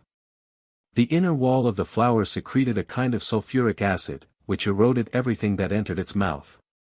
Gu Chuan was thrown to the ground by Gu Panpan. Seeing this, he shouted anxiously, "Xiaoqing! You can find a way to subdue it." It was said that wood paranormals could subdue mutated plants for their own use, but most of them subdued relatively mild mutated plants. For example, those mutated medicinal plants were the favorite of wood paranormals because they could assist in healing. A wood paranormal had subdued a plant that emitted a stimulant-like fragrance. During a battle, it could improve his combat effectiveness and make him temporarily forget his pain. However, there were only a few who dared to subdue a mutated plant like the flower. Wood paranormals could subdue one plant at each level. If they subdued more than that, it would be beyond their control. Xiaoqing happened to have not subdued any plants. That was why Gu Chuan asked her to give it a try. In the current situation, only Xiao Qing could give it a try. Their abilities had no effect on the flower, and Gu Panpan was anesthetized. If they didn't give it a try, they would have to go the long way. Xiao Qing took a deep breath and calmly dodged while studying the weakness of the piranha flower. She looked carefully and found that when the piranha flower attacked, it would subconsciously protect the slender flower stem.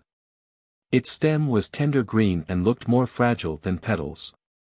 It was estimated that it was like a human's neck, which was also a vital point. Xiao Qing rolled forward, avoiding the sudden bite of the flower. Suddenly, she stretched out her 10 fingertips. The fingertips were rapidly lengthening. The gray and black fingernails reflected a cold luster. They were quickly and accurately inserted into the flower's stem. The green liquid immediately splashed out. The green liquid fell to the ground and immediately corroded the soil, not to mention that the back of Xiao Qing's hand was corroded, leaving only dark red flesh. Xiao Qing's flesh was dark red, darker than that of ordinary people. Especially the blood, which flowed very slowly and had a dark color. When it flowed out, it quickly solidified. She pinched the stem with all her might, completely ignoring the fact that her hands were corroded to a horrible state. The piranha flower's head was like a venomous snake that had its weak spot pinched. It struggled madly, but because of Xiao Qing's position, it couldn't bite her. Xiao Qing was also ruthless. Her 10 fingers sank into the flower's stem. The green liquid flowed more and more. The flower head struggled more and more fiercely. Finally, it fell to the ground, twitching, and the flower head was slightly biting. Seeing this, Xiao Qing bit her wrist. The dark red blood flowed out and flowed into the wound of the flower's stem. Visible to the naked eye, the tender green flower's stem was slowly eroded by the dark red. Xiao Qing poured blood and used the wood power to control the flower.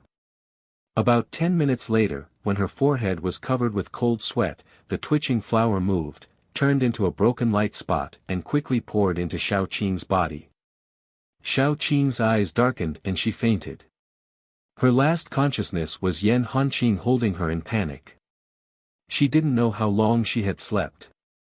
Xiao Qing only felt that the power in her body had been rioting. She longed for power and fresh flesh. Instinct told her that she was evolving now. Instinct also told her that she could draw power from fresh flesh. There seemed to be the freshest flesh around her, with a very fragrant smell, constantly seducing her. Xiao Qing slowly woke up and couldn't help but want to bite the throat of the person next to her. She looked down and saw Yan Hanqing lying on her bed.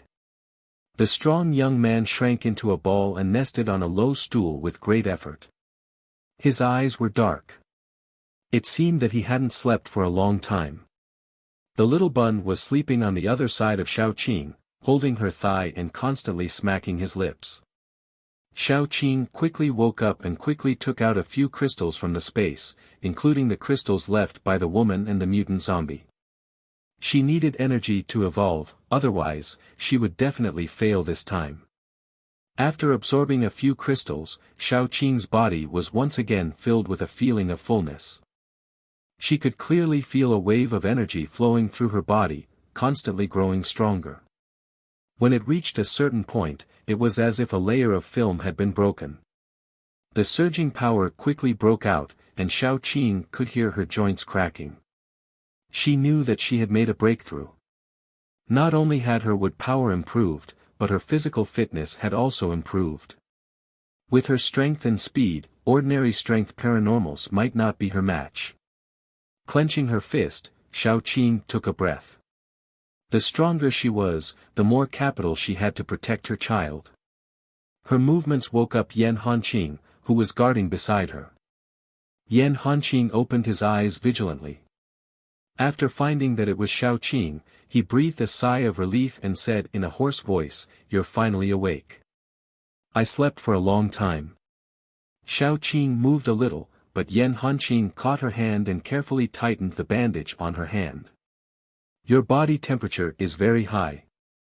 Gu Chuan said that your body is being transformed because of the promotion. You slept for more than 10 hours before your body temperature gradually dropped. Xiao Qing looked at the man's serious face and touched it. She said in a teasing tone, "You're so virtuous. You'd better marry early. How about considering me?"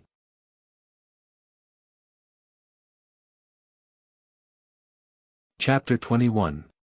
Yan Hanqing couldn't help but turn his face, from his cheeks to his earlobes. He lowered his voice and said, "You slept for so long, aren't you hungry?" "It's okay."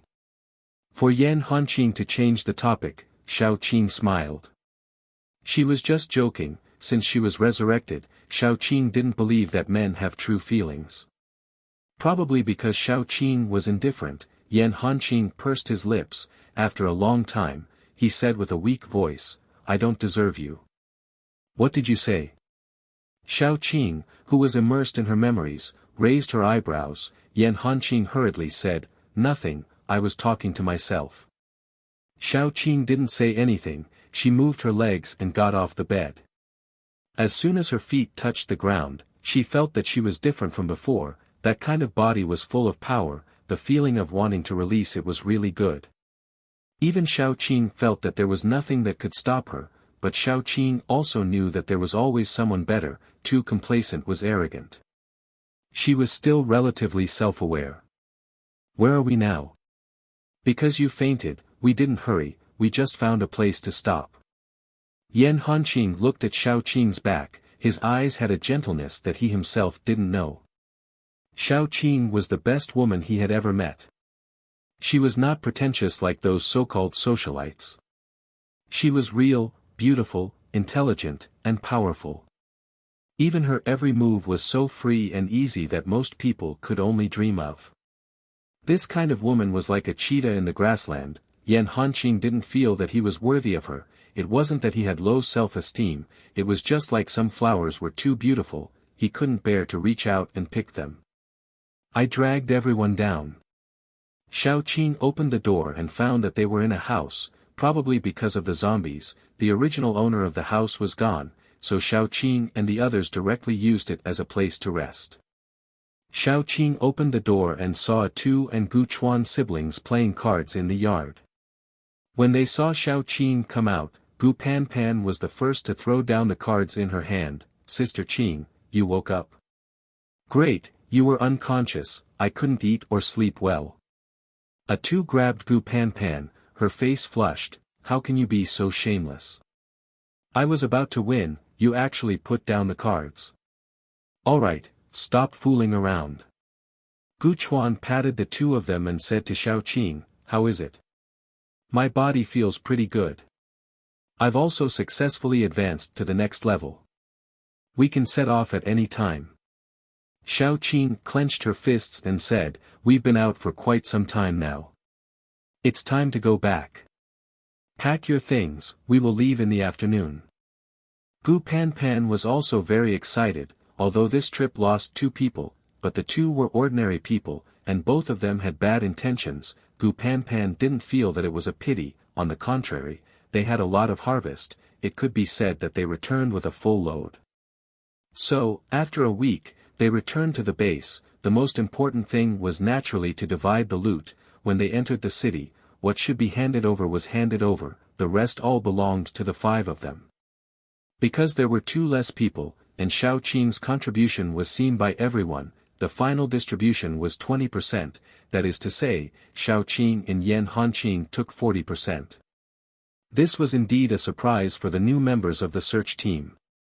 Xiao Qing originally wanted to give 10% to Gu Chuan, his sister, and Tu, but they didn't want it. Gu Panpan said, "Sister Qing, just take it, we have to team up in the future. You are already a level 2 wood ability user, some big search teams will want to recruit you, you must remember our team." Xiao Qing nodded, finally accepting the supplies. She gave half of it to Yan Hanqing. "This is your share, take it." Yan Hanqing would be lying if he said that he wasn't excited. Generally, the ordinary people in the search team were the family members of ability users, or people with skills, such as the young couple.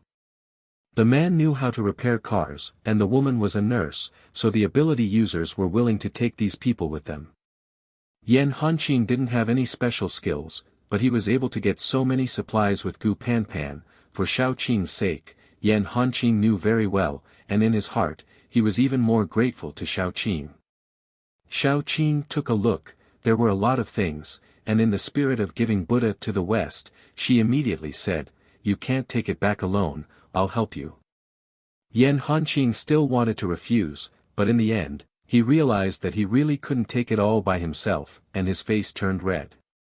Before he could make a decision, Xiao Qing had already started the car. "Get in, idiot, why are you standing there like a fool?" Yan Hanqing hurriedly climbed into the car, and let Xiao Qing drive, sending him and the supplies to the tent where he and his mother lived. The place where ordinary people lived and the place where ability users lived were simply separated. Xiao Qing drove all the way, and she didn't encounter any resistance, only envious and jealous gazes. When he arrived outside the tent, Yan Hanqing's face changed. He quickly jumped out of the car, went around the tent, and carried his mother out of a pile of rubbish. The wound on the old woman's leg had rotted to the bone because it wasn't treated in time, and there were many flies on it. Yan Hanqing estimated that if he came back 2 days later, he would see the body covered with maggots, but even so, he still felt that his mother was dying. Yan Hanqing's eyes immediately turned red. He kicked open the curtain of the tent, and a voice immediately came from inside. "Who is it? Are you tired of living?"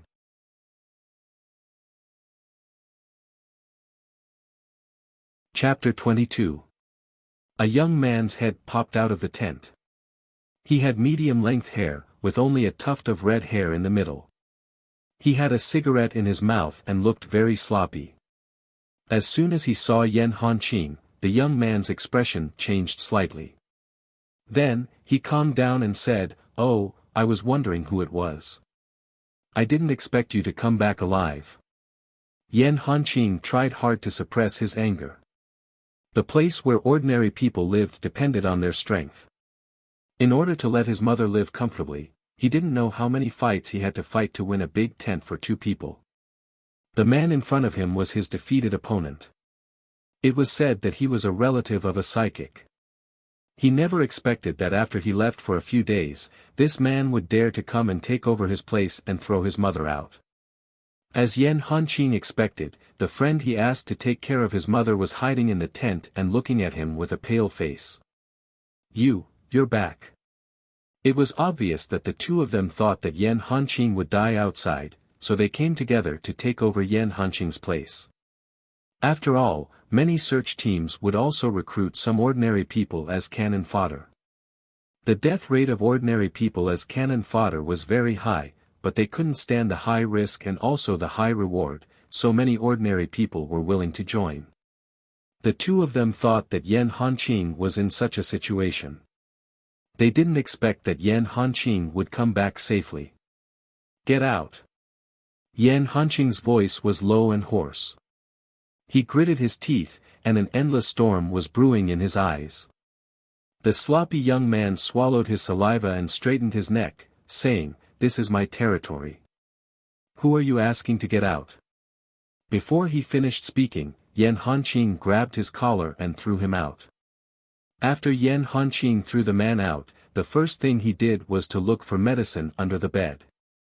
He hid the medicine that Xiao Qing gave him under the bed, but his friend knew. Even if he knew that he couldn't survive, Yan Hanqing still had a glimmer of hope. But when he lifted the sheet, Yan Hanqing saw that the bed was empty. He looked at his friend expressionlessly and asked, "Where's my medicine?" Who knows?" The man took 2 steps back and looked at the young man for help. At that time, he was greedy and exchanged the medicine for points with the young man. He used the points to exchange for food and clothes. How could he give the medicine to Yan Hanqing? Yan Hanqing grabbed his collar, and the veins on his forehead bulged. He gritted his teeth and said, I trusted you. I entrusted my mother to you, but I didn't expect you to be an ungrateful bastard." After that, Yan Hanqing threw him out. and the young man who was about to get up fell to the ground again. Xiao Qin carried Little Bun and walked in. She took a look at Yan Hanqing's mother and then shook her head. It was probably because she had been sick for a long time. When she was still in the military, she was often injured. Even after she retired, she could be considered half a doctor. Now, anyone with eyes could see that Yan Hanqing's mother was at most a breath away. It was a miracle that she could hold on until Yan Hanqing came back. Yan Hanqing could see it too. He hugged his mother tightly and lowered his head. After a while, he said with a choked voice, "When I was young, my father passed away early. It was my mother who raised me. When I was admitted to the military school, she borrowed money from everywhere and sold her house and land to raise my living expenses and tuition. At that time, I swore that I would make my mother's life better, but I didn't do it. When the apocalypse happened, I couldn't protect her. Although she wasn't eaten by zombies, she almost died in the mouth of mutant animals. Later, she was transferred to the base. I didn't have the ability to treat her. In the end, I didn't let her live a good life." Yan Hanqing's voice became more and more hysterical until the old woman gently grasped his hand. "Is Qing back?" "Mom, it's me, it's me." Yan Hanqing saw that the old woman had some consciousness, so he quickly grabbed her hand. He was afraid that he would frighten the old woman, so he lowered his voice and said, "Mom, are you okay?" "That's good." Yan Hanqing's mother kept smiling. She held Yan Hanqing's hand tightly and sighed. "I don't have any regrets in my life. The only regret is that I didn't get to see you get married and have children. Qing, if you find a daughter who is willing to be with you in the future, you have to treat her better. Once a woman decides to marry a man, she's entrusting her life to him." "Mom, I know, I know." Yan Hanqing buried his head in the old woman's arms and his voice became more and more choked. The old woman touched his head and said regretfully, "I can't let it go." "I can't let it go, Auntie, don't worry. I will take care of him for you in the future." Xiao Qin couldn't help but say. The old woman glanced at Xiao Qin and smiled. There was no regret on her dirty old face. She gently pinched Xiao Qin's little finger, as if she wanted to make a promise with her. But before their fingers were hooked, the old woman had already died. Yan Hanqing's body trembled. He buried himself in the old woman's arms and didn't cry at all. But his back, which was always straight, trembled and showed some weakness. Xiao Qin didn't say anything. She didn't know how to comfort him. She just silently looked at the two people who were preparing to escape outside the door. Life, it should be paid with life, right?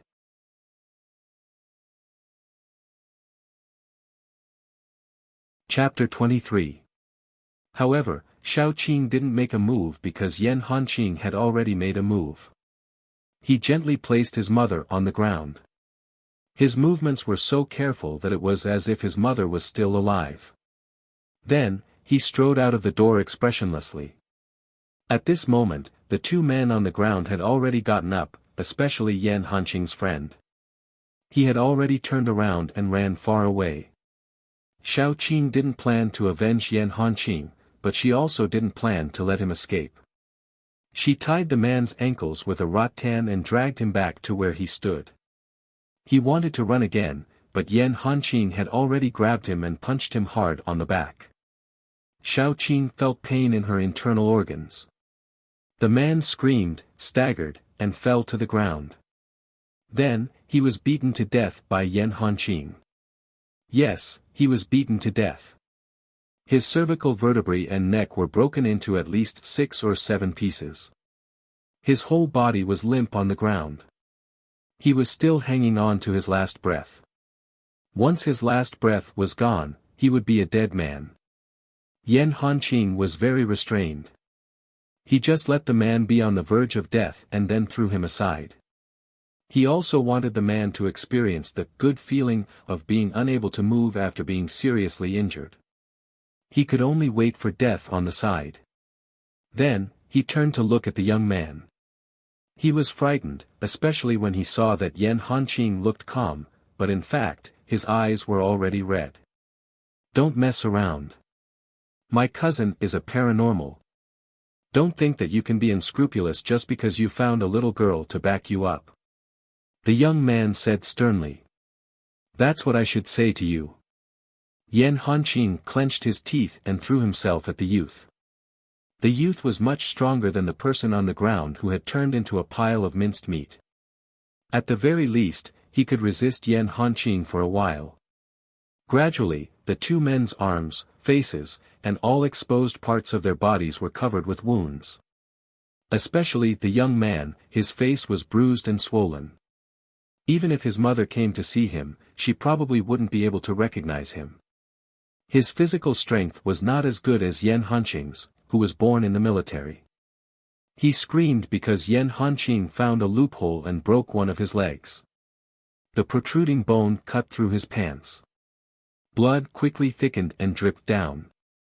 Yan Hanqing took the opportunity to grab his hair, which was the strange-colored hair, and then kept knocking his head on the ground. The ground was paved with bluestone slabs. The first time he knocked on it, the young man's head was already splattered with blood. Yan Hanqing did not stop. He grabbed the young man's hair and knocked on it 4 or 5 more times. Each time, the young man's head was covered with blood. When the young man was lifted up for the last time, he was unconscious. He kept muttering, "My cousin is a superpowered man. My cousin is a superpowered man." Shao Qing glanced at him. His legs were dangling in a crooked position. It was obvious that Yan Hanqing had broken them all. His face was covered in blood, and his front teeth had all fallen out from kissing the ground again and again. He looked a little pitiful, but Yan Hanqing obviously wasn't going to let him go. He lifted the young man's neck and quickly broke his cervical vertebra. With a crack, the young man was dead. Yan Hanqing threw the young man's body aside, then knelt on the ground weakly. He covered his face with one hand and didn't make any sound. Shao Qing could sympathize with him. She patted him on the shoulder and released the man-eating flower that she had subdued before. The man-eating flower's huge flower head kept swaying. Under Shao Qing's command, it swallowed the young man's body, and then the man who was still breathing. There was a way to destroy the body. Obviously, the man-eating flower was a good choice to destroy the body. The man-eating flower's huge flower head just wriggled a little and ate the two people. It closed the flower head and began to digest. After a while, it would spit out the bones that it couldn't digest. After doing all this, Shao Qing stood quietly beside Yan Hanqing, waiting for him to recover. Although Shao Qing didn't have a family, she could understand the feeling of suddenly losing a mother. Especially Yan Hanqing and his mother had depended on each other for many years. That kind of relationship was probably deeper than a normal mother and son. After a long time, Yan Hanqing raised his listless face, turned to Shao Qing and said, "Am I very useless? I can't protect anything. In the end, even my mother was in a miserable situation. She didn't enjoy a day of happiness in her life." Yan Hanqing sneered and said, "I'm a waste. I can't do anything. I can only passively accept everything." If it was another person, they might be considerate and comfort him, saying something like, "You're not a waste. You're actually very good." But Shao Qing didn't. She looked condescendingly at the decadent Yan Hanqing, and said in a low voice, "The end of the world is like this. When you're weak, you can only passively accept the fate of being prostituted. So why are you here feeling sorry for yourself instead of working hard to become a strong person? You may feel that you can't protect anything now, but you're much better than many people who can't even protect themselves." Shao Qing's voice was cold, but with a concern that couldn't be ignored. "Now, get up, pull yourself together. Sooner or later, you'll be able to push down this damn fate and turn it around."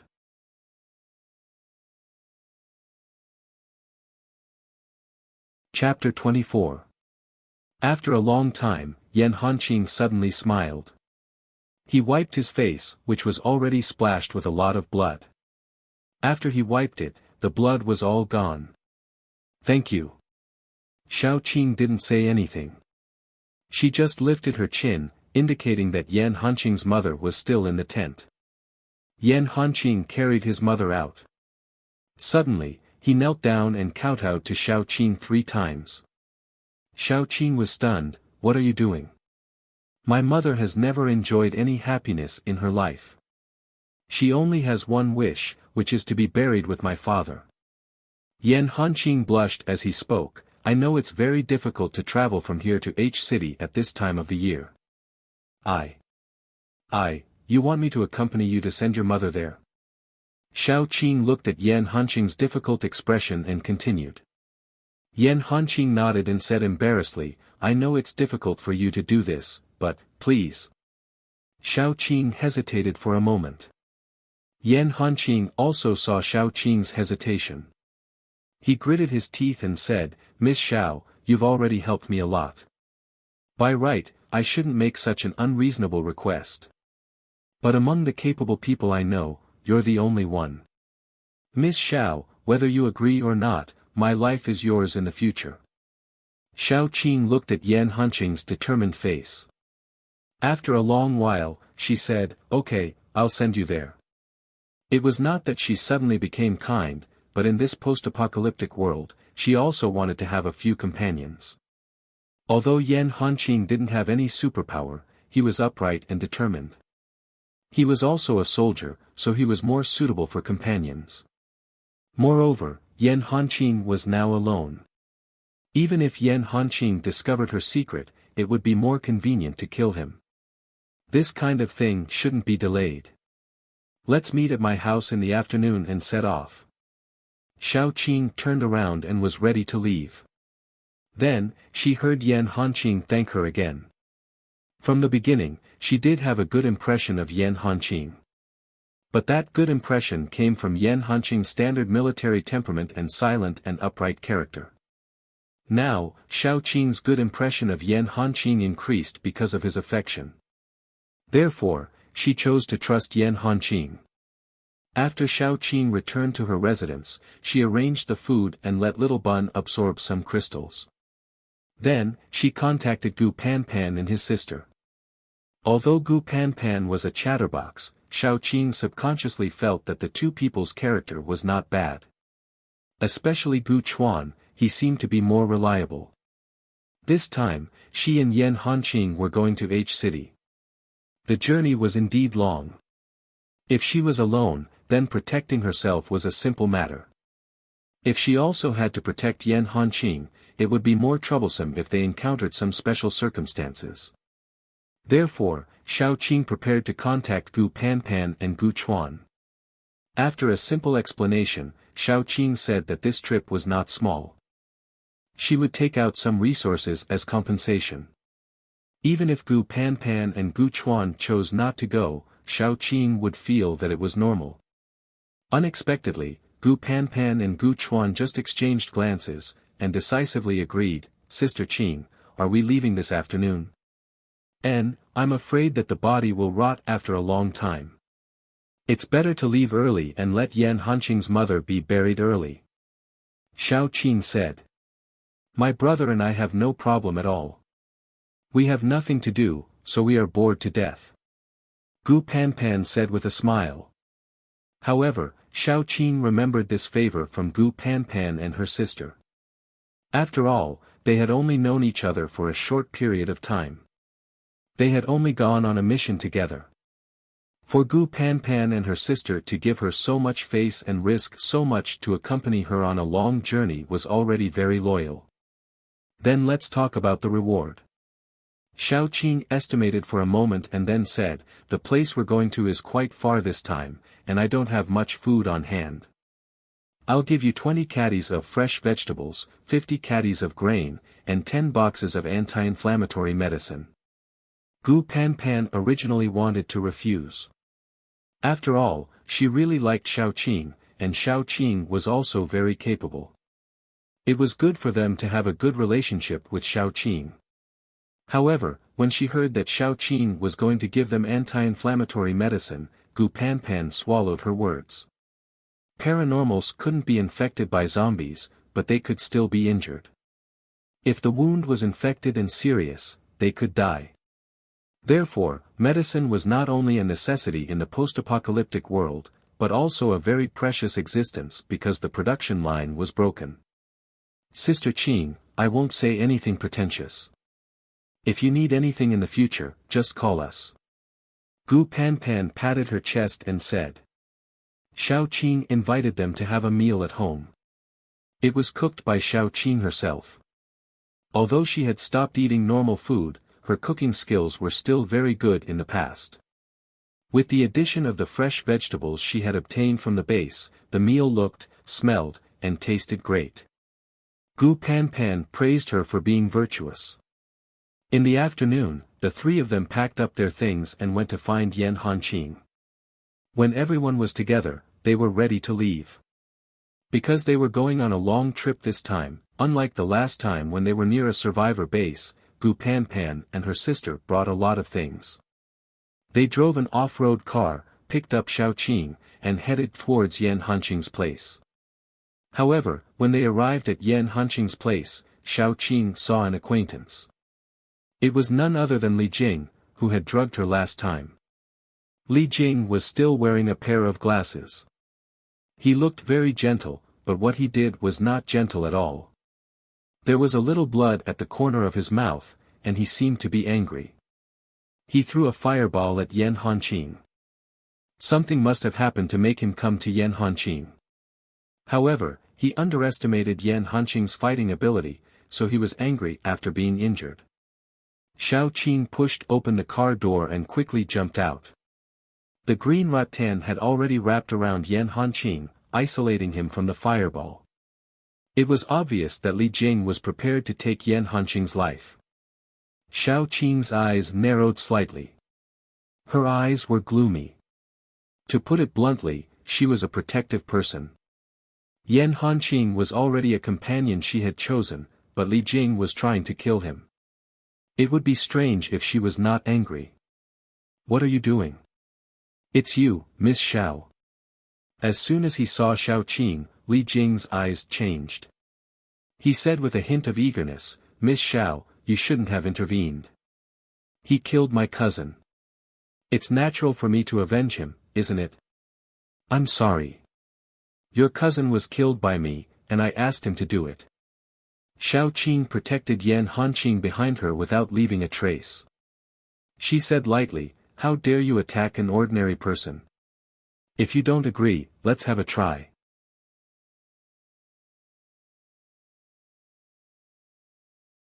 Chapter 25. Li Jing's face changed. To be honest, he didn't care about his cousin's death, but it was related to his reputation. The whole survivor base knew that his cousin was killed by an ordinary person. If he didn't do anything about it, wouldn't everyone step on his face in the future? However, Li Jing didn't want to fight with Xiao Qing because of a useless cousin. After all, he wanted to pursue Xiao Qing. Therefore, when Xiao Qing said that, Li Jing's face darkened. He deliberately ignored Xiao Qing's words and said to Yan Hanqing, hiding behind a woman, are you still a man? Attacking an ordinary person, are you still a man? Gu Panpan stepped forward and rolled her eyes at Li Jing, if you have the guts, then go and fight a high-level paranormal. Why are you acting like a bastard here? You. Li Jing was a gloomy person, so he didn't quarrel with Gu Panpan. He just said with a gloomy face, I don't care who he is. I only know that he killed my cousin, so he is my enemy. It doesn't matter if my enemy is an ordinary person or a strong paranormal, I will take action. For me, I don't care about their strength or identity, but if they are my enemy. Put yourself in my shoes, if an ordinary person killed your brother, would you not take action? Li Jing was not stupid. He also knew Gu Panpan and Gu Chuan. Gu Chuan was a level 1 paranormal, but it was said that he was on the verge of breaking through. Gu Panpan was also a level 1 paranormal. He couldn't offend them directly, but he could still make some sarcastic remarks. Nonsense. How could an ordinary person kill her cousin? Gu Panpan still wanted to say something, but Xiao Qing stopped her. It seems that I shouldn't stop you. Before Li Jing could rejoice, she heard Xiao Qing continue, but, don't even think about making a move against Yan Hanqing today. I won't interfere unless you beat me. When Li Jing heard this, she said, all right, let's spar then. After all, Xiao Qing had just arrived at the base, and it was said that she was only a level 1 wood-type paranormal. The attack power of a wood-type paranormal was weaker than that of a fire-type paranormal, not to mention that he was already at the peak of level 1 and was about to break through to level 2. Therefore, Li Jing was not worried that he would lose to Xiao Qing. He even imagined that after he showed his strength, Xiao Qing might fall in love with him. After all, whether it was before or after the apocalypse, it was easier for the strong to capture a woman's heart.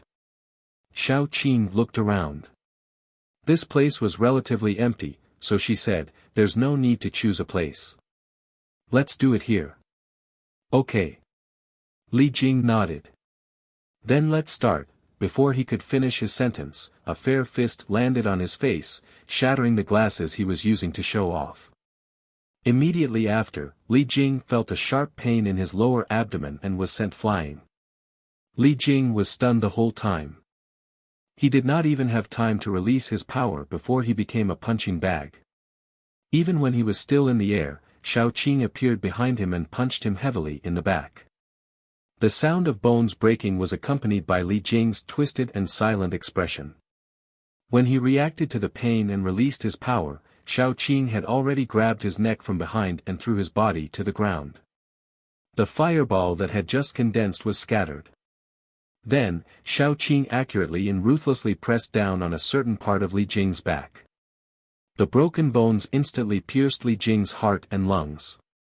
Li Jing only realized in the second before he died that Xiao Qing wanted to kill him. Xiao Qing casually threw the body to the man-eating flower that had been waiting for a long time. Then, she twisted her neck and said calmly, let's go. Gu Panpan, Gu Chuan. The only person who was calm was probably Yan Hanqing, who knew how cruel Xiao Qing was. He no longer counted how much he owed Xiao Qing because he had already given his entire being to Xiao Qing.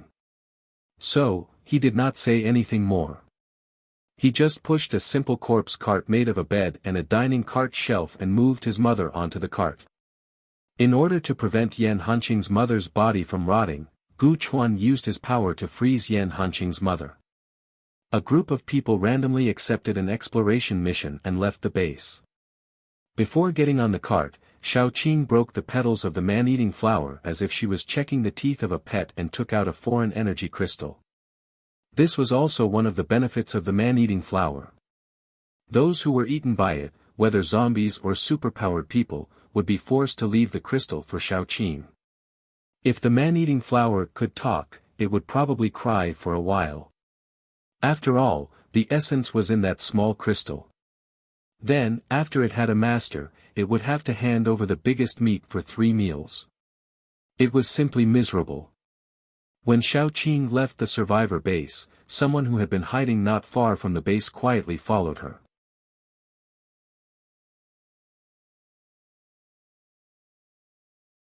Chapter 26. The distance from the survivor base to H City wasn't close.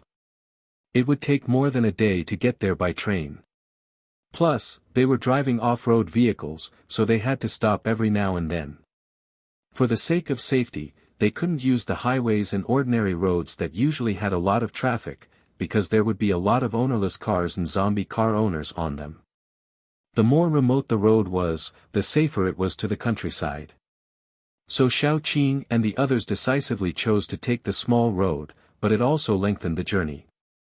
After leaving the survivor base, the first intersection led to the highway and the other led to the small road. Gu Panpan, who was in charge of driving, decisively turned right to the small road. As a chatterbox, Gu Panpan had already sold out Gu Chuan along the way. Sister Qing, do you know what facial paralysis is? Xiao Qing glanced at Gu Chuan and silently swallowed back the words, isn't there a facial paralysis sitting next to you? Gu Panpan didn't wait for Xiao Qing to answer and said to herself, in fact, facial paralysis means slow reaction time, stiff face, and face blindness. My brother is like that. When I first met him, people said my brother was cold and aloof, but in fact, he is slow reaction time and face blindness. Ha ha ha ha. Xiao Qin glanced at Gu Chuan again. Probably because he was embarrassed, his ears had quietly turned red.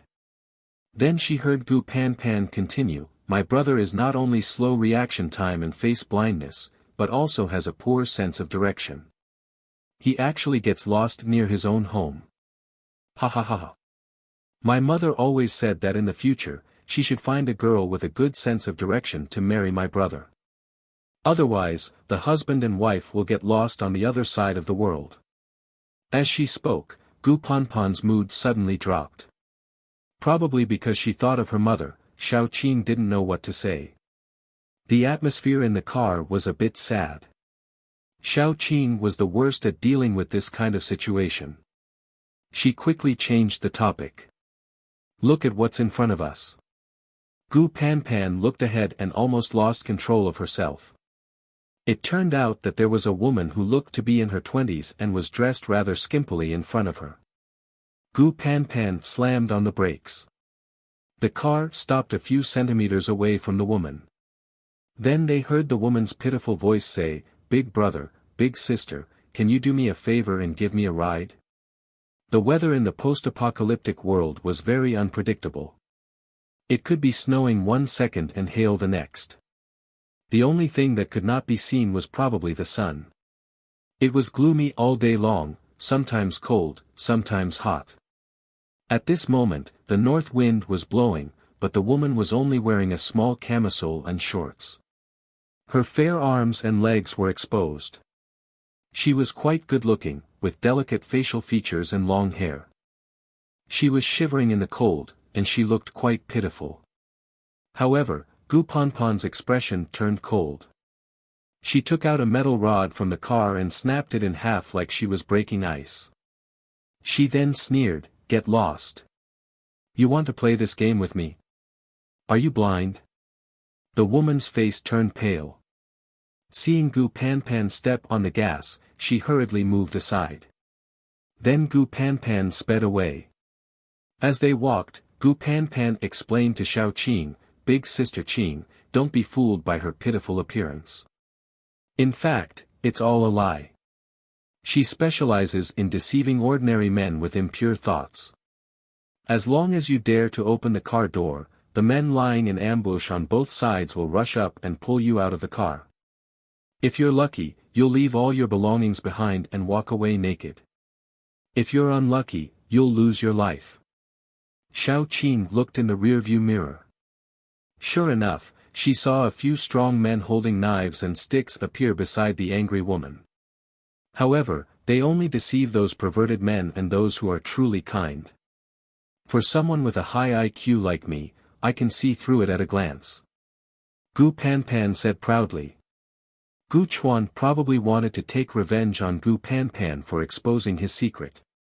It was rare for him to say a long sentence, then who was the one who was deceived and almost had their car stolen? Gu Panpan immediately blushed and pouted, "Brother."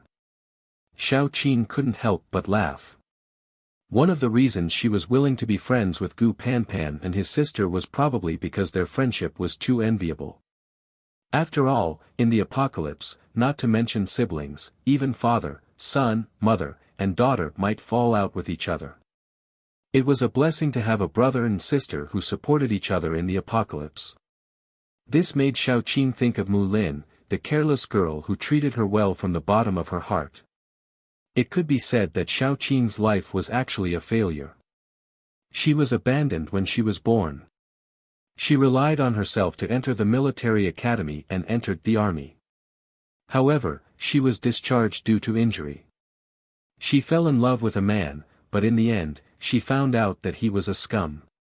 Her only two blessings were that she met Mu Lin, the girl who grew up with her and truly cared about her. The other was little Baozi, who was a gift from God. Mama, sugar. Xiao Qin was still lamenting when little Baozi, who was nestled in her arms, obediently put the milk candy into Xiao Qin's mouth. Although Xiao Qin didn't need to eat, her heart still felt warm. Just as she thought, little Baozi was indeed the best gift from God.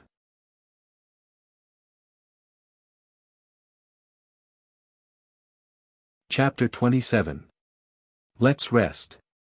Gu Panpan looked at her watch and then looked at the bungalow not far away. After the apocalypse, zombies were much more active at night than during the day. Therefore, people with a bit of intelligence would choose to find a safer place to rest at night. Of course, there was another point, that was, paranormals were also human, and they also needed to rest. In this regard, Xiao Qin felt that she still had an advantage. Her body was much more patient than ordinary paranormals, and if she didn't fight for a long time, she would hardly feel tired. In any case, until now, Xiao Qin hadn't found her limit.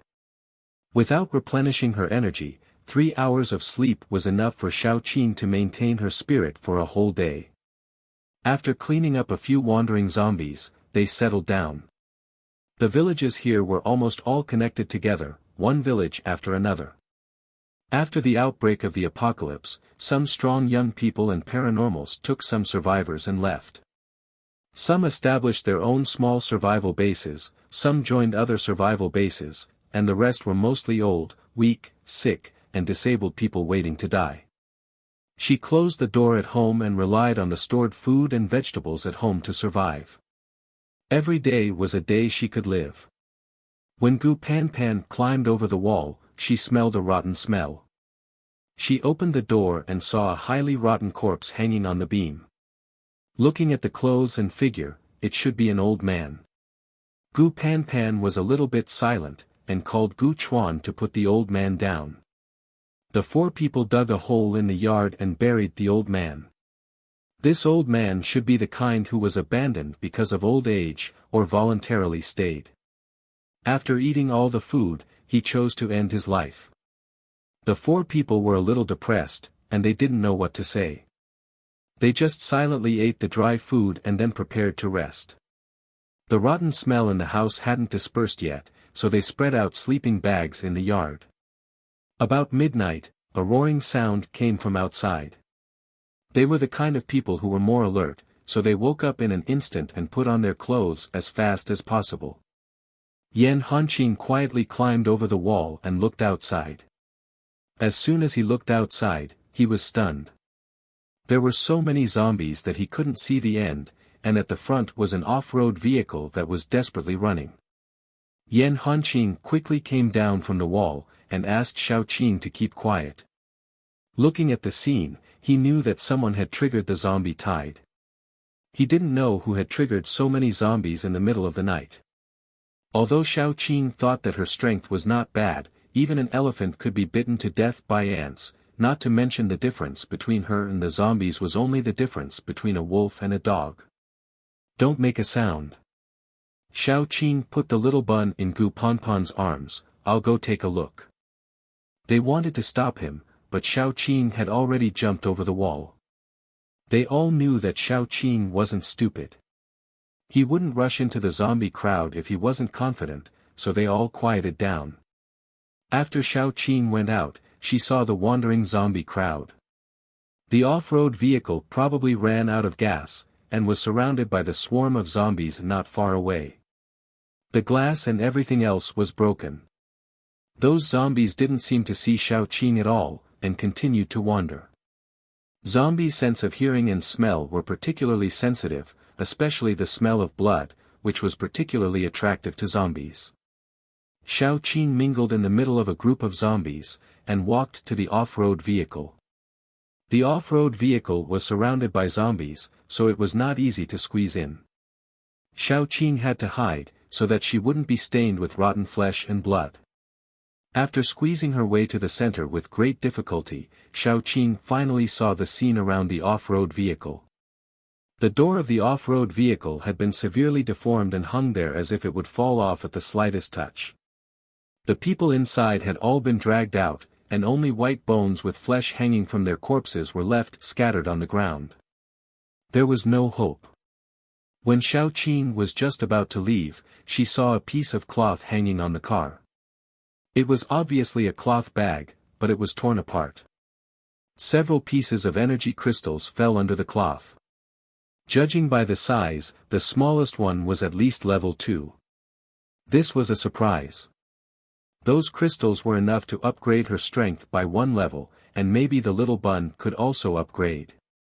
Xiao Qing had always believed that the emergence of paranormals was the product of human evolution with the change of the environment. Then what about the end of the evolution? And Xiao Qing also found that zombies were also evolving. The little bun's birth was different from ordinary people. He was born from the dead Xiao Qing's belly. No matter whether it was his body or IQ, he was different from ordinary children. The little bun could also evolve. If the little bun evolved to the end, would he be the same as ordinary people?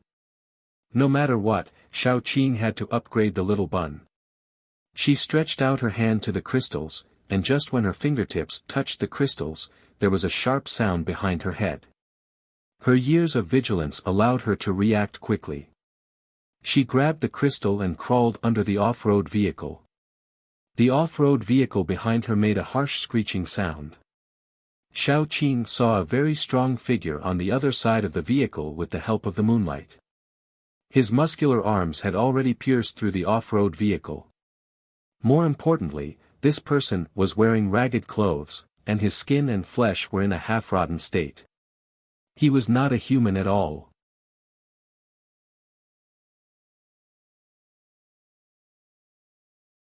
Chapter 28. Luckily, the chassis of the car was high, or else the one who would be penetrated would be Xiao Qing. She took a deep breath and looked at the strange zombie from head to toe. Its 4 limbs were very uncoordinated, its arms and left leg were very thick, but its right leg seemed to be deformed. It was thinner than the left leg by more than half, causing it to involuntarily limp when it walked. Although it looked a little funny, it didn't change the savage aura on its body. This was definitely an evolved zombie. Xiao Qing carefully observed, then saw that it was fiercely staring at her. She guessed that it wouldn't be kind. It was very likely that it also came for the crystal stones. At this time, a small head poked out from the shoulder of the zombie. It was, probably a baby, a dried-up head without any hair. The most obvious thing was probably a pair of black eyes without white, staring at Xiao Qing. Its facial features were all relatively complete, at least it wasn't rotten, but it looked wrinkled, very much like a monkey. The baby zombie hugged the neck of the zombie, its thin body sticking to the back of the zombie, then suddenly screamed with a sharp voice. Xiao Qing wasn't prepared, then felt a buzzing sound in her head, accompanied by pain. It was blank. At this time, the sturdy zombie nimbly jumped up, stepped on the roof of the off-road car, and crossed over. The roof of the off-road car immediately collapsed. The zombie borrowed the force, and instantly arrived in front of Xiao Qing. Xiao Qing just came back to her senses. Her chest was hit hard, her back hit the ground fiercely. She only felt that her chest was stuffy, and a mouthful of dark red blood spurted out. The baby zombie screamed again. The sturdy zombie madly ran and raised its fist. Xiao Qing tried hard to concentrate, crossed her arms in front of her body, and was hit far away. She almost understood. The baby zombie should be the mastermind. It should be a zombie with a mutated spirit. The sturdy zombie also listened to its orders. Even the zombie tied this time, may have been started by it. High-level zombies were very different from ordinary zombies. Ordinary zombies would treat Xiao Qing as one of their own and would not attack. High-level zombies, on the other hand, already had the ability to judge. They would devour their own kind to gain the power to level up. Therefore, when facing Xiao Qing, a high-level zombie, they would have a greater desire to attack. Xiao Qing is now facing this kind of situation. This baby zombie is definitely evolved. Its original goal may be the crystal stones, and now it is ready to take Xiao Qing along the way. If there is only one baby zombie, or only one sturdy variant zombie, Xiao Qing won't be afraid, but the two together, the fighting power is not as simple as 1 + 1. One is responsible for harassing, and the other is responsible for attacking. Xiao Qing wiped the blood from the corner of her mouth. she has a premonition. It is estimated that tonight is not going to be spared. Thinking about the little bun who lost its mother in the apocalypse, it may soon. Xiaoqing's heart is angina. She gritted her teeth. When the sharp sound accompanied by the spirit attack sounded again, Xiaoqing suddenly jumped up. The best defense is to attack. She can't give up even a trace of a chance. Xiaoqing and the zombie's speed is very fast, quickly colliding with each other. Xiaoqing fiercely punched the zombie's heart, but it felt like hitting a piece of iron. At the same time the zombie's fist also fell on her body. Xiaoqing's pain is very low, but she still felt a kind of dull pain. She staggered a step. There is a green brilliance between her hands. Immediately a vine broke through the ground, tied up the zombie's 2 legs. At the same time, she pulled out the dagger on her leg. The tip of the dagger pointed at the baby zombie's head. To catch bandits, first catch the ringleader. As long as the baby zombie is killed, the big dumb zombie will not be able to do anything. The vine bound the zombie for 2 seconds, then inch by inch, the vine broke inch by inch. Fortunately, Xiaoqing has already endured the spirit attack of the baby zombie, steadily and accurately stabbing the dagger down. Unfortunately, the big dumb zombie reacted, slightly tilting its shoulder. Xiaoqing's dagger grazed the baby zombie's head, and stabbed into the big zombie's neck. Xiaoqing immediately released the dagger, quickly stepped back, but she was still thrown out by the big zombie's arm. The big zombie with a dagger in its neck roared. The big zombie with a dagger in its neck rushed to Xiaoqing. Xiaoqing clenched her fist. She can't help but release the man-eating flower. She is ready to use herself as the bait, to make the last gamble. But at this time, suddenly a figure rushed over. He looked up to the sky and roared, like a cannonball, hit the big dumb zombie's body. The big dumb zombie that was rushing to Xiaoqing was suddenly hit by an unknown object, and suddenly fell into the zombie crowd. Xiaoqing was stunned. She can't help but look at the figure, that is.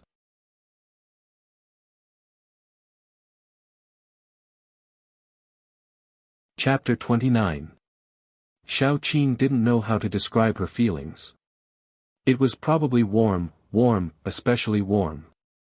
She suddenly understood why she would feel that someone was following her every time she came out. She also understood where the faintly discernible feeling of being watched came from. She named him Dai. It was really a good name. How could there be such a dumb zombie? Yes, the one who was rolling around with the big zombie was Dai. Dai was still wearing the clothes that Xiaoqing gave him when she left.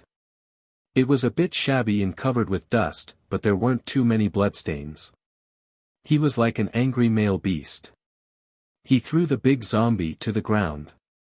His sharp nails pierced into the big zombie's shoulder blades. Rotten flesh and black blood flew everywhere during the fight. The baby zombie was very frightened. It kept screaming. But as soon as it screamed, its head was pierced by the dagger. Xiaoqing fiercely stabbed the dagger down. Then she helped Dai and broke the big zombie's head. They were as tacit as when they were hunting together. It was as if they had never been separated. Xiaoqing let go of the dagger. She didn't care about the rotten flesh and black blood on the ground. Lying on the ground, she couldn't stop breathing. Dai, who was so fierce just now, threw himself at Xiaoqing and rubbed against her. Xiaoqing patted Dai's head. Don't rub everywhere. Why did you learn to be like a dog? Dai opened his big eyes. He looked very wronged. He reached out his hand. In his palm, there were 2 huge crystals and a small velvet bag. The crystals came from the 2 zombies that were just killed. The small bag was given to him by Xiaoqing. The small bag was bulging. It looked like there were more things than when Xiaoqing gave Dai. Xiaoqing didn't know what to say. She looked at Dai's pitiful face. She felt sour and bitter in her heart. Dai couldn't speak, but she clearly understood what Dai wanted to say. He didn't want the crystals. He could help her get more crystals. So, don't abandon him. I named you Dai. Are you really stupid? Xiao Qing poked Air Dai's head. Air Dai tilted his head. Xiao Qing found that Air Dai's face covered by dirty hair looked fairer. Air Dai's face didn't rot like a zombie's, but it was pale like a dead person. Now, Air Dai's face looked much better. Although he still didn't look like a normal person. But at least he looked like a living person. It's not like you can't live without me. Xiao Qing felt powerless. She closed her arms and hugged Air Dai's cold and stiff body. Why can't you live a free life? I gave you freedom. Why did you come back? Air Dai couldn't speak. He just held Xiao Qing's arm tightly. He was afraid of hurting Xiao Qing, so he didn't dare to use force. He even retracted his sharp nails. He was so careful and afraid that Xiao Qing would run away. Xiao Qing's heart softened. Although she trusted Yan Hanqing, she still had a lot of reservations in her heart. Probably people who were betrayed would be like this. Like the saying goes, once bitten, twice shy. Even the person you love the most could betray you, let alone someone who didn't have any relationship with you. But Air Dai was different. He wasn't a human. He was a zombie. He was like a blank piece of paper. Everything he knew was taught by Xiao Qing. Other than Little Bun, he was the last person who would betray Xiao Qing. After hugging Air Dai for a long time, Xiao Qing picked a few high-quality crystals and forced Air Dai to absorb them. Then she rubbed his head. Air Dai, go. Don't come back. Although Air Dai didn't understand human language, he knew that Xiao Qing wanted to drive him away. Suddenly, he panicked. He remembered the last time Xiao Qing left.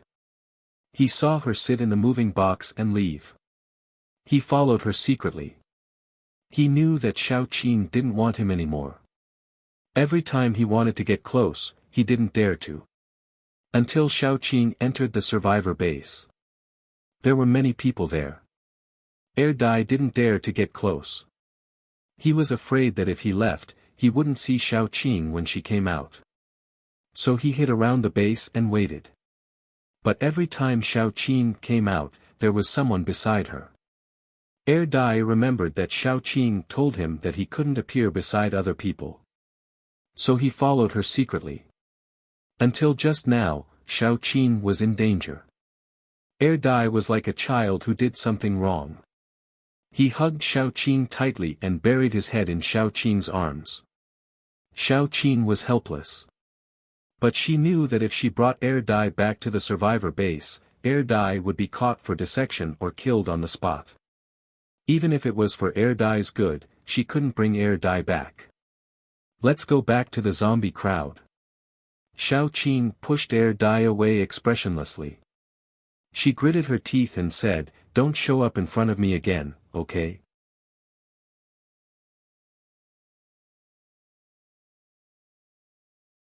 Chapter 30. Air Dai stood there in a daze. He didn't know why Xiao Qing was angry, but when he saw Xiao Qing was about to leave, he couldn't help but follow her. Xiao Qing turned around and frowned, "Go back, don't follow me." Air Dai stopped and stood there looking very pitiful. He looked at Xiao Qing walking away step by step, then suddenly he called out in a very low voice. His voice was very weak, as if he was urging her to stay. Xiao Qing always thought that she had a heart of stone, but she couldn't lift her feet anymore. She suddenly began to question whether her actions that she thought were good for Air Dai had hurt Air Dai. She finally couldn't help but turn around and see Air Dai standing in a mess. His clothes were tattered, and he was covered in dust. Xiao Qing could roughly imagine how Air Dai had secretly followed her. The more she thought about it, the sadder Xiao Qing felt. She felt that her decision would hurt Air Dai, even if he was a zombie that didn't know anything. Did zombies have hearts? Did they have feelings? Xiao Qing didn't know, but Air Dai definitely had feelings. Xiao Qing hesitated for a long time, then sighed and turned around. "Follow me, listen to me." Air Dai, who was originally very depressed, roared and directly hung on Xiao Qing's body like an arrow leaving the bow. Xiao Qing caught Air Dai, not knowing whether to laugh or cry, and sighed, "You don't look like a zombie at all, you look like a husky. Stupid, silly, and clingy. Come down." Air Dai was probably afraid that Xiao Qing would change her mind, so he quickly got down from Xiao Qing's body and followed behind Xiao Qing, looking very obedient. "You've become a spirit." Xiao Qing sighed and pulled Air Dai to a nearby ditch. The ditch here was connected to a reservoir, so the ditch was not shallow. Xiao Qing directly took off Air Dai's clothes, stuffed him into the water, and washed him from head to toe. Air Dai was probably afraid that Xiao Qing would leave him, so although he hated water, he was very obedient and didn't move, cooperating with Xiao Qing. After washing Air Dai, Xiao Qing found a set of clean, women's clothes for Air Dai to change into. Yes, women's clothes, because in Xiao Qing's inventory, there were only women's clothes and children's clothes. However, although it was women's clothes, it was the kind that was relatively neutral. Air Dai's facial features were very delicate, even delicate. After washing his messy hair, it became soft and obedient. After changing into women's clothes, it didn't look strange at all. Xiao Qing rubbed Air Dai's wet hair, which immediately became a mess. She specially found a black cloak from her inventory and let Air Dai wear it. "Don't take off your cloak in front of others, understand?" Air Dai nodded obediently, and then Xiao Qing pulled him away. When they returned, the zombie crowd had begun to slowly disperse. Xiao Qing pulled Air Dai back to the house where they were hiding. When they climbed over the wall, they were all vigilant. When they found that it was Xiao Qing, they were relieved. Gu Panpan patted her chest, "Sister Qing, you really scared me. You left just like that. There were so many zombies outside. I had goosebumps all over when I saw them. Fortunately, you came back safely." "Wait, who is this?" Gu Panpan's eyes fell on Air Dai, who was standing next to her. After washing up and changing into new clothes, she really looked like a delicate and beautiful girl. "My cousin. He is a mute. When he was young, he had a high fever. He was injected with injections and hormones in the hospital. Later, he lost his voice. He is a little silly. When I went out, I found him in the car that was being chased." Xiao Qing coughed and began to fabricate without any pressure. "My cousin went to J City with his family. After the apocalypse, I couldn't contact him. I didn't expect to see him here." "So it is your cousin. I thought it was your cousin." Gu Panpan reached out her hand. "Hello, cousin. My name is Gu Panpan." Air Dai secretly glanced at Xiao Qing, and then looked at his own claws. The black and gray nails were too conspicuous, so he quickly retracted them. Then he stiffly shook Gu Panpan's hand, and then quickly retracted his hand. "Your cousin is so shy." Gu Panpan glanced at Air Dai and coughed. "His clothes are also quite unique. His clothes were torn, so I took mine for him to wear." Xiao Qing coughed twice with her fist against her mouth. She was very weak. Fortunately, little Baozi struggled out of Yan Hanqing's arms, and then, he ran into Air Dai's arms. Air Dai quickly caught little Baozi.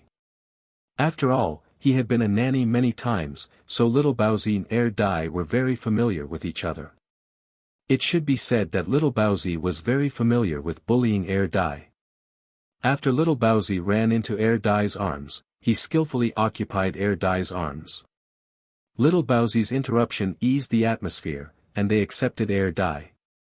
Xiao Qing breathed a sigh of relief. When she turned her head, she saw Yan Hanqing standing behind her. His eyes were gentle. "You are back." Xiao Qing was about to say something, but her vision went dark. She saw Air Dai in front of her as if he was protecting his food. He looked at Yan Hanqing fiercely.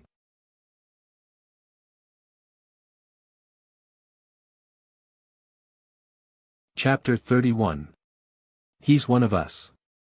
Xiao Qing rubbed Air Dai's head. Air Dai was originally fiercely staring at Yan Hanqing, but after being touched by Xiao Qing, the zombie's eyes softened. But he looked a little depressed. Yan Hanqin glanced at Dai and suppressed the doubts in his heart. His intuition was very accurate, and it had saved him many times. Just now, his intuition told him that the young man in front of him, who was dressed in female clothes and looked pale as if he had been sick for a long time, was very dangerous. Yan Hanqin believed in his intuition, but he still couldn't help but look at the young man in the cloak. He was thin, just like a girl. When they came back, it was still dark.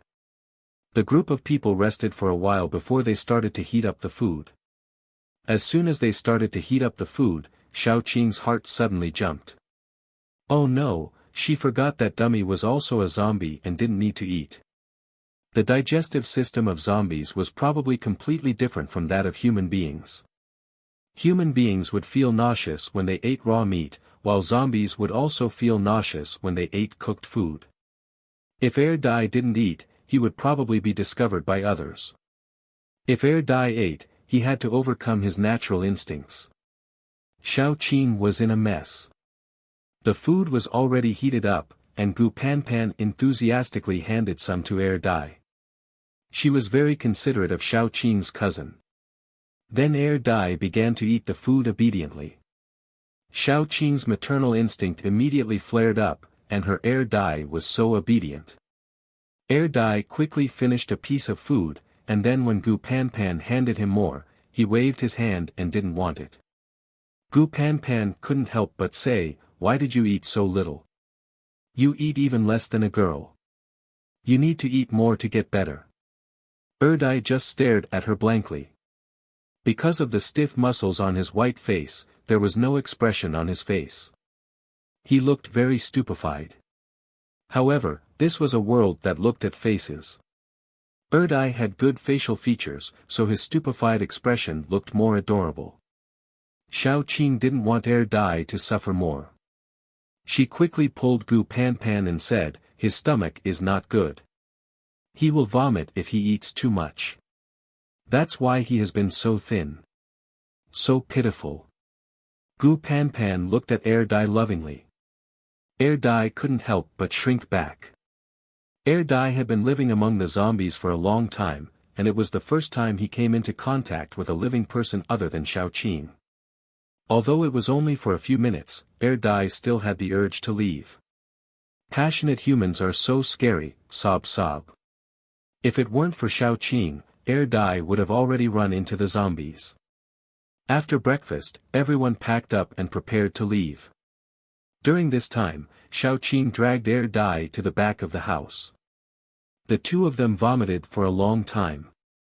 They vomited out what they had eaten. This was one of the sorrows of zombies. They couldn't digest normal food, unlike little Bowsy, who could eat a small amount of highly nutritious food without any additives. Even when they ate, they only chewed mechanically.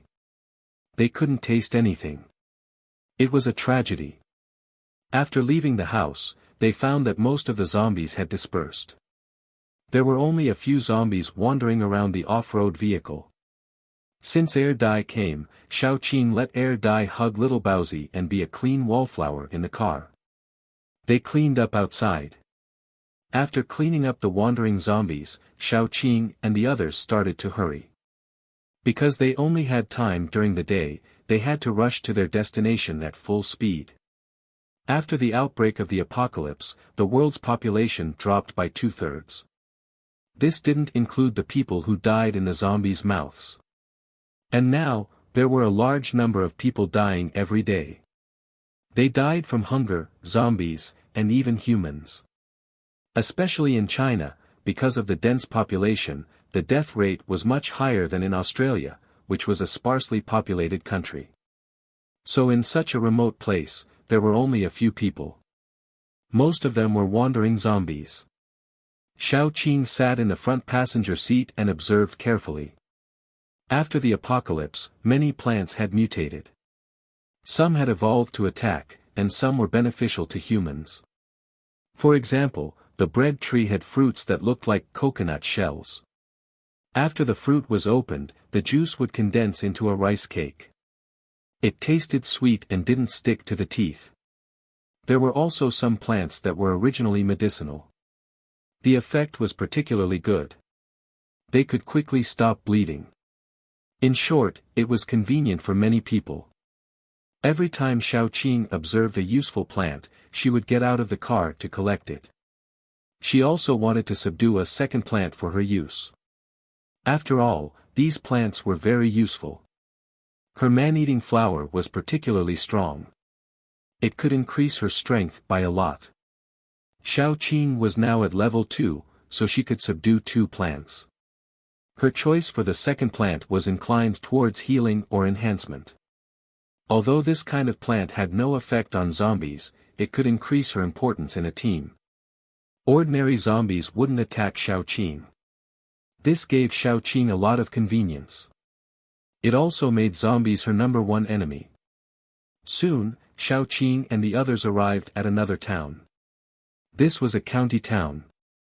Originally, it was the kind of town that was particularly prosperous.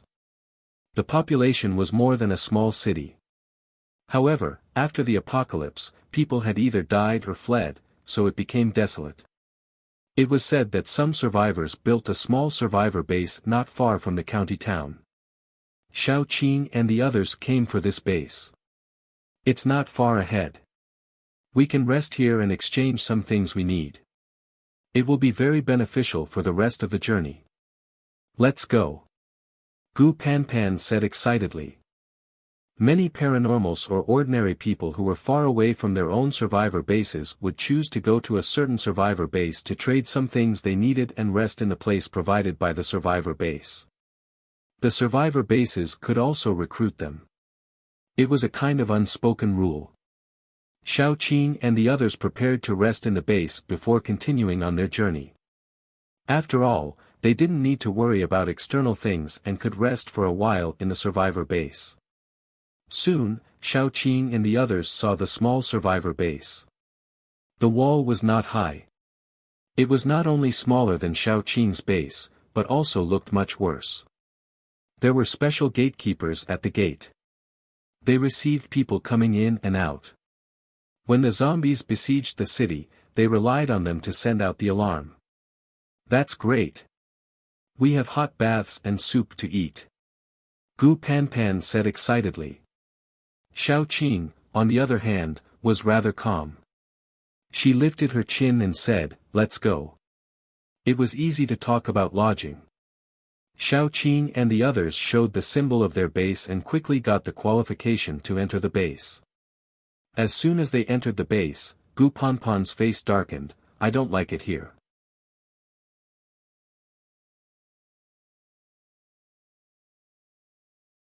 Chapter 32. When Gu Panpan woke up, she was filled with so much energy that she almost moaned out loud. When she pushed open the door and entered the living room, she found that her older brother was already sitting there. Beside him was Xiaoqing, who had a bruised lip, Yan Hanqing, who had dark circles under his eyes, Dumbo, who was glaring fiercely at Yan Hanqing, and little Baozi, who was sleeping soundly in Xiaoqing's arms. Gu Panpan couldn't help but ask, "Sister Qing, what happened between you and brother Qing?" "Nothing, we just learned from each other." Xiaoqing cut a piece of apple with a toothpick and handed it to Gu Panpan. "Are you hungry? Do you want to eat something first before we go shopping?" Gu Panpan took a bite of the apple and said vaguely, "Brother, are you hungry?" Gu Chuan nodded. Gu Panpan said, "Maybe it's because I just leveled up and used up too much energy. I'm a little hungry too. I'm going to cook." Xiaoqing got up and walked to the kitchen. Yan Hanqing immediately followed. "I'll help." Xiaoqing and Yan Hanqing's cooking skills were not bad. The two of them worked together and cooked quickly. After eating their fill, the group prepared to stroll around and see if they could trade for the things they needed. Due to the apocalypse, currencies such as RMB had become nothing more than scrap paper. Most of the people used barter to do business. It was estimated that once things stabilized, the higher-ups would definitely introduce a fixed currency for future transactions between the bases and to stabilize the lives of the people. Xiao Qin guessed that this currency was most likely zombie nuclei. After all, paranormals needed nuclei to level up. If they trained by themselves, they would not be able to level up even in 8 lifetimes. Moreover, the nuclei were small and portable, so they were very suitable as currency. By now, someone must have discovered the zombie crystal nucleus, but the number of people who discovered it was definitely not many. Moreover, most people's mentality was that they had discovered it, but they couldn't tell others. Even if they wanted to tell others, they had to wait until their strength had increased to a level that others could only dream of. When zombie nuclei were discovered, the strength of human paranormals would increase rapidly. Currently, most paranormals were still at level 1. Level 2 paranormals were pitifully few, and level 3 paranormals were almost unheard of. They might be able to win against a small number of zombies, but it would be difficult to explore a big city. Xiao Qin and the others arrived at the base's trading market. It was called a trading market, but in fact, it was a street filled with stalls on both sides of the road. There were all kinds of stalls, gold jewelry, luxury goods, all kinds of clothes, sharp weapons like daggers, machetes, and a few guns. Most of the guns were pistols, but there were also a few submachine guns. Looking at the models, they were probably taken from the police station. There was even a stall owner selling a little girl. The little girl was about 12 or 13 years old. She was wearing a very old flowery dress and her eyes were a little dull. However, her appearance was very pure and cute, especially her big almond eyes, long eyelashes, and pink and tender skin. When she grew up, she would definitely be a beauty. When Xiao Qin and the others passed by, the stall owner was very enthusiastic to sell the little girl to them. She's still a virgin. You can take her away for only 50 pounds of rice. You can beat her or scold her. She'll be absolutely obedient. Gu Panpan suddenly frowned. She wanted to beat the stall owner, but she remembered that this was someone else's base, so she held back. She couldn't help but say sarcastically, "Is your conscience eaten by a dog to do such a thing? This is my daughter. What didn't I give her when she was growing up? Now it's time for her to repay me." The stall owner said matter-of-factly. Gu Panpan was very angry. She couldn't help but look at Xiao Qin for help. Xiao Qin also frowned. 50 pounds of rice was nothing to her, but the key was what would happen after she bought the little girl. They were about to leave this base, and there would be a lot of danger along the way. This little girl seemed to have some problems with her IQ, and she was only 12 or 13 years old. Bringing her along would be like bringing a big burden. She had teammates now, so she had to think for them. If she bought the little girl and set her free, in such a base, the little girl's final fate would probably be to become one of the women they saw when they first entered the base. She would be even worse. After all, she had no ability to protect herself. Gu Panpan also understood this. She hesitated, looking at Xiao Qin and Gu Chuan pitifully. She was only 23 years old. She was young and emotional. If she saw this little girl being sold and abused, she would definitely be traumatized. Xiao Qin also didn't know what to do. Just as they were hesitating, a balding middle-aged man walked over. His eyes were obscene and lewd. When he glanced at Xiao Qin and Gu Panpan, it was as if he could see through their clothes and see their private parts. Xiao Qin wanted to dig out his eyeballs and step on them like bubbles. He was talking to the stall owner, but he was looking at Xiao Qin. "How much is this little girl?" The stall owner hurriedly said, 50 pounds of rice. The man sighed. "That's a little expensive. She's such a big girl, and she looks very weak. She might break after a few rounds. It's not worth it, not worth it." The stall owner hurriedly stretched out his fingers. "We're all honest people. 30 pounds, definitely not less." The man probably wanted to bargain, but then he heard Xiao Qin's faint voice. 30 pounds, I'll take her away.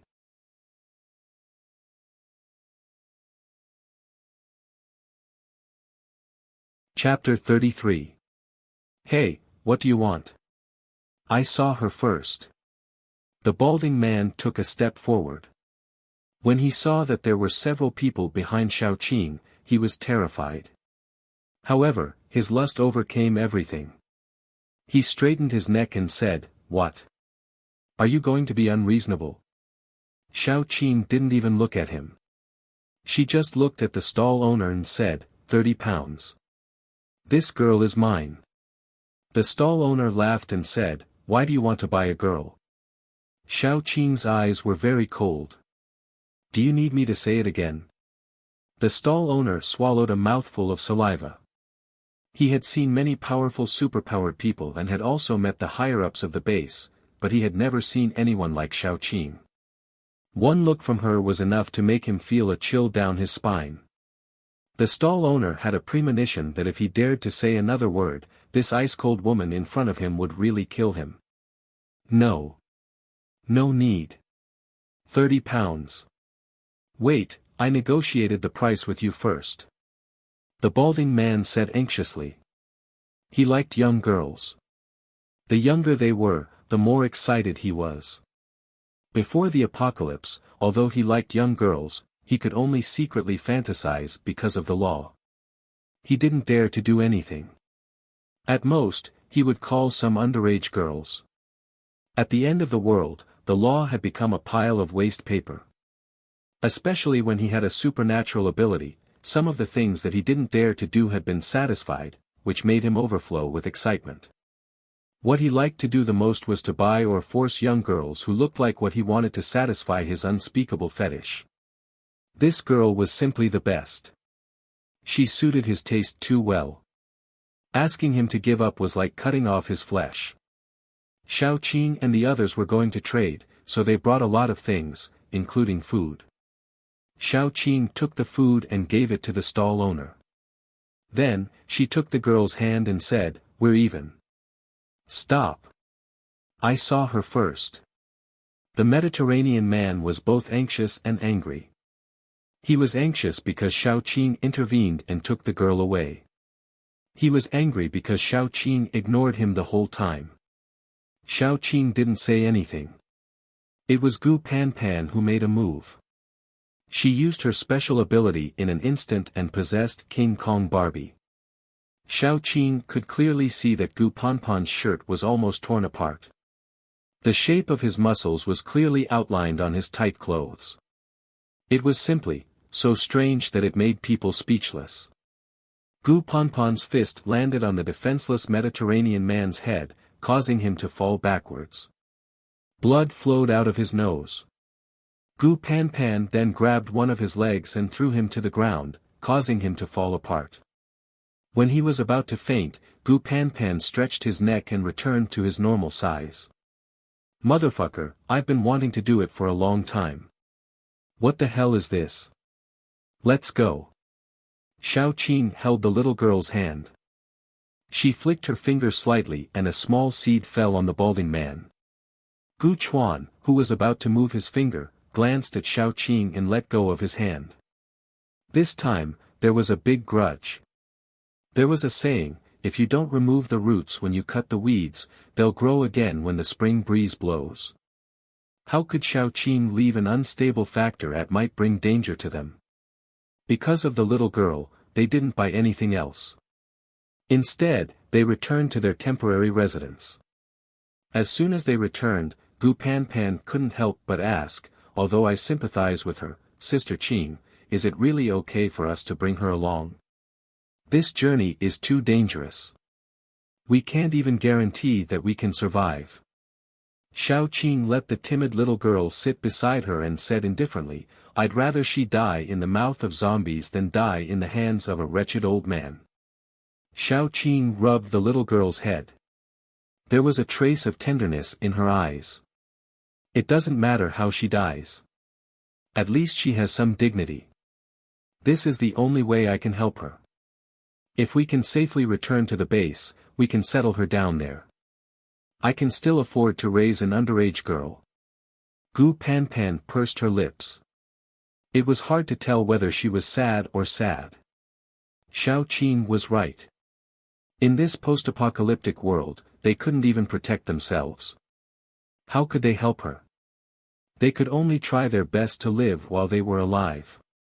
When they died, they had to die with dignity. That was all. The little girl probably had some problems with her IQ, but she was very dependent on Xiaoqing. She seemed to know that although Xiaoqing looked cold, she was someone who was really good to her. "What's your name?"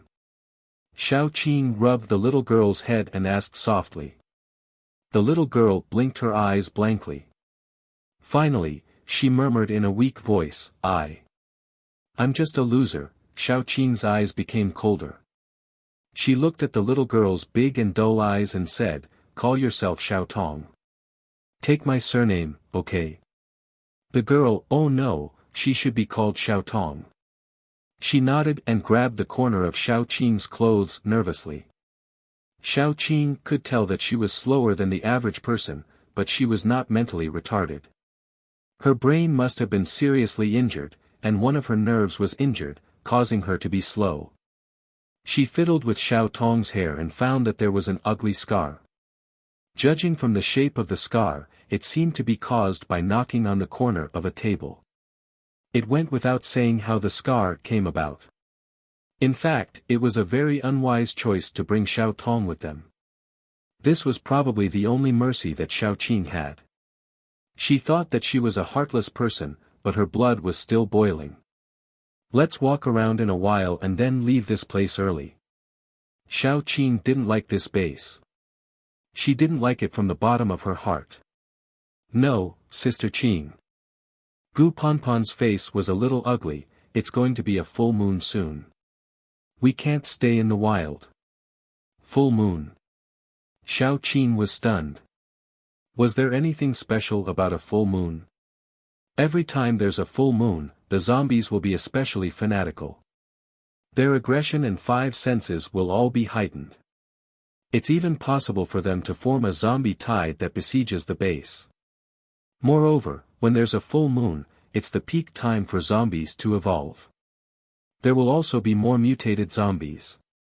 Gu Panpan hurriedly explained, "So no matter what, we have to stay in the base." "Is that so?" Xiaoqing hadn't encountered a full moon before. This was the first full moon she encountered after climbing out of the hospital freezer. Xiaoqing couldn't help but think, if the zombies will mutate during the full moon, then what about Erdai? Would there be anything strange with Erdai? What about her and little Baozi? Will something happen to them too? No matter what would happen, she had to be prepared in advance. Especially her, little Baozi, and Erdai's identities couldn't be exposed. Gu Panpan and the others could feel at ease to team up with a psychic, but they wouldn't feel at ease to team up with zombies, even if they had experienced a lot. Xiaoqing narrowed her eyes. She hoped that during the full moon, there wouldn't be any strange changes.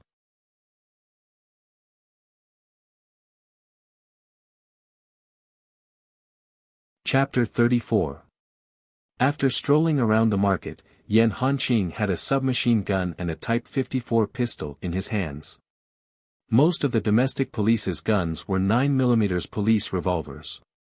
This pistol's lethality was simply a pain in the ass. It had an effective range of 50 meters. If it hit a human body from 5 meters away, it would almost be impossible to kill, let alone kill zombies. Compared to the Type 54, 9mm was simply a handgun of a rich family. Yan Hanqing searched around and found a Type 54 pistol in a pile of 9mm guns. In fact, Yan Hanqing was very dissatisfied. He was used to the powerful M500. Turning around and using a Type 54 pistol, he was really not used to it. However, in this kind of environment, to have a gun to defend himself was already very good for him who had no abilities. In addition, Yan Hanqing and Gu Panpan each found a field knife. Gu Chuan also exchanged for a folding knife. The biggest gain was probably Xiaoqing. She traded for a mad dog. This mad dog was used as a weapon by the special forces of various countries. Xiaoqing also once had a mad dog, but when she climbed out of the hospital morgue, the set of things on her body was gone. So this time when she got this mad dog, Xiao Qing was simply too happy. At that time, she put the scabbard on the outside of her thigh and carried it with her. In addition to these weapons, they also exchanged for some fresh fruits and vegetables. After all, after being out for so many days, eating dry food every day was unbearable. In the end, Xiao Qing also brought a set of clothes for Xiao Tong. It was a small floral skirt with suspenders. It was very cute. Xiao Qing couldn't give Xiao Tong too much. Probably within her ability, she could only treat her a little better and be a little colder. In other words, if she really encountered any danger, if Xiao Qing had to choose, she would choose to abandon Xiao Tong. Just like she said at the beginning, she couldn't give Xiao Tong anything. In addition to the protection within her ability, she could only give Xiao Tong a dignified death. That was all. When she returned to her residence, Xiao Qing saw that Xiao Tong was doing housework in a floral apron. Her movements were clumsy, but she was also very serious. Her delicate eyebrows were filled with indescribable happiness. Probably in Xiao Tong's eyes, Xiao Qing was a good person. He saved her, didn't abuse her, gave her food, and even gave her a name. Then she had a family again. Everyone in the family was very gentle to her. It was like going from hell to heaven overnight. She didn't know how to express her happiness. The only thing she could do was to clean up the house.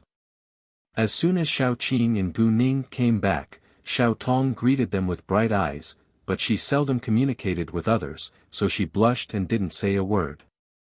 Ah, Tong is so obedient. Xiao Qing touched Xiao Tong's head and took Xiao Tong to the place where she lived. When she took out the small floral dress, Xiao Tong's bright eyes were even more burning. Every girl would dream of being a princess. Even a tomboy would probably have yearned for small floral patterns and tutu dresses. As for Xiao Tong, the best clothes she had ever worn since she was young were made from her mother's old dresses. She had also yearned for new clothes, but all she got in return was scolding and beating. Is it suitable to wear it? Xiao Qing unfolded the dress. Xiao Tong touched it carefully, but her eyes couldn't help secretly looking at Xiao Qing. It's for you. Wear it. Xiao Qing couldn't help softening her voice and whispering. Xiao Tong dared to take off her old clothes for a long time. Xiao Qing's eyes immediately widened. She saw that there was no skin without scars on Xiao Tong's body. The old scars were all over her thin and white body, from her back to her chest, from her arms to her legs. It was a shocking sight. Xiao Tong happily changed into a pink t-shirt and a suspender skirt. Xiao Qing asked her to sit down, untied her long hair, and braided it into 2 braids. You're tuning into the Han Li's Wuxia Adventures YouTube channel. We're so grateful for your support, and don't forget to subscribe to join us on this incredible journey through captivating stories. Your generosity through donations truly makes a world of difference, as it's the primary source of revenue that allows me to expand and enhance this channel for you. Thank you from the bottom of my heart for being a part of this adventure.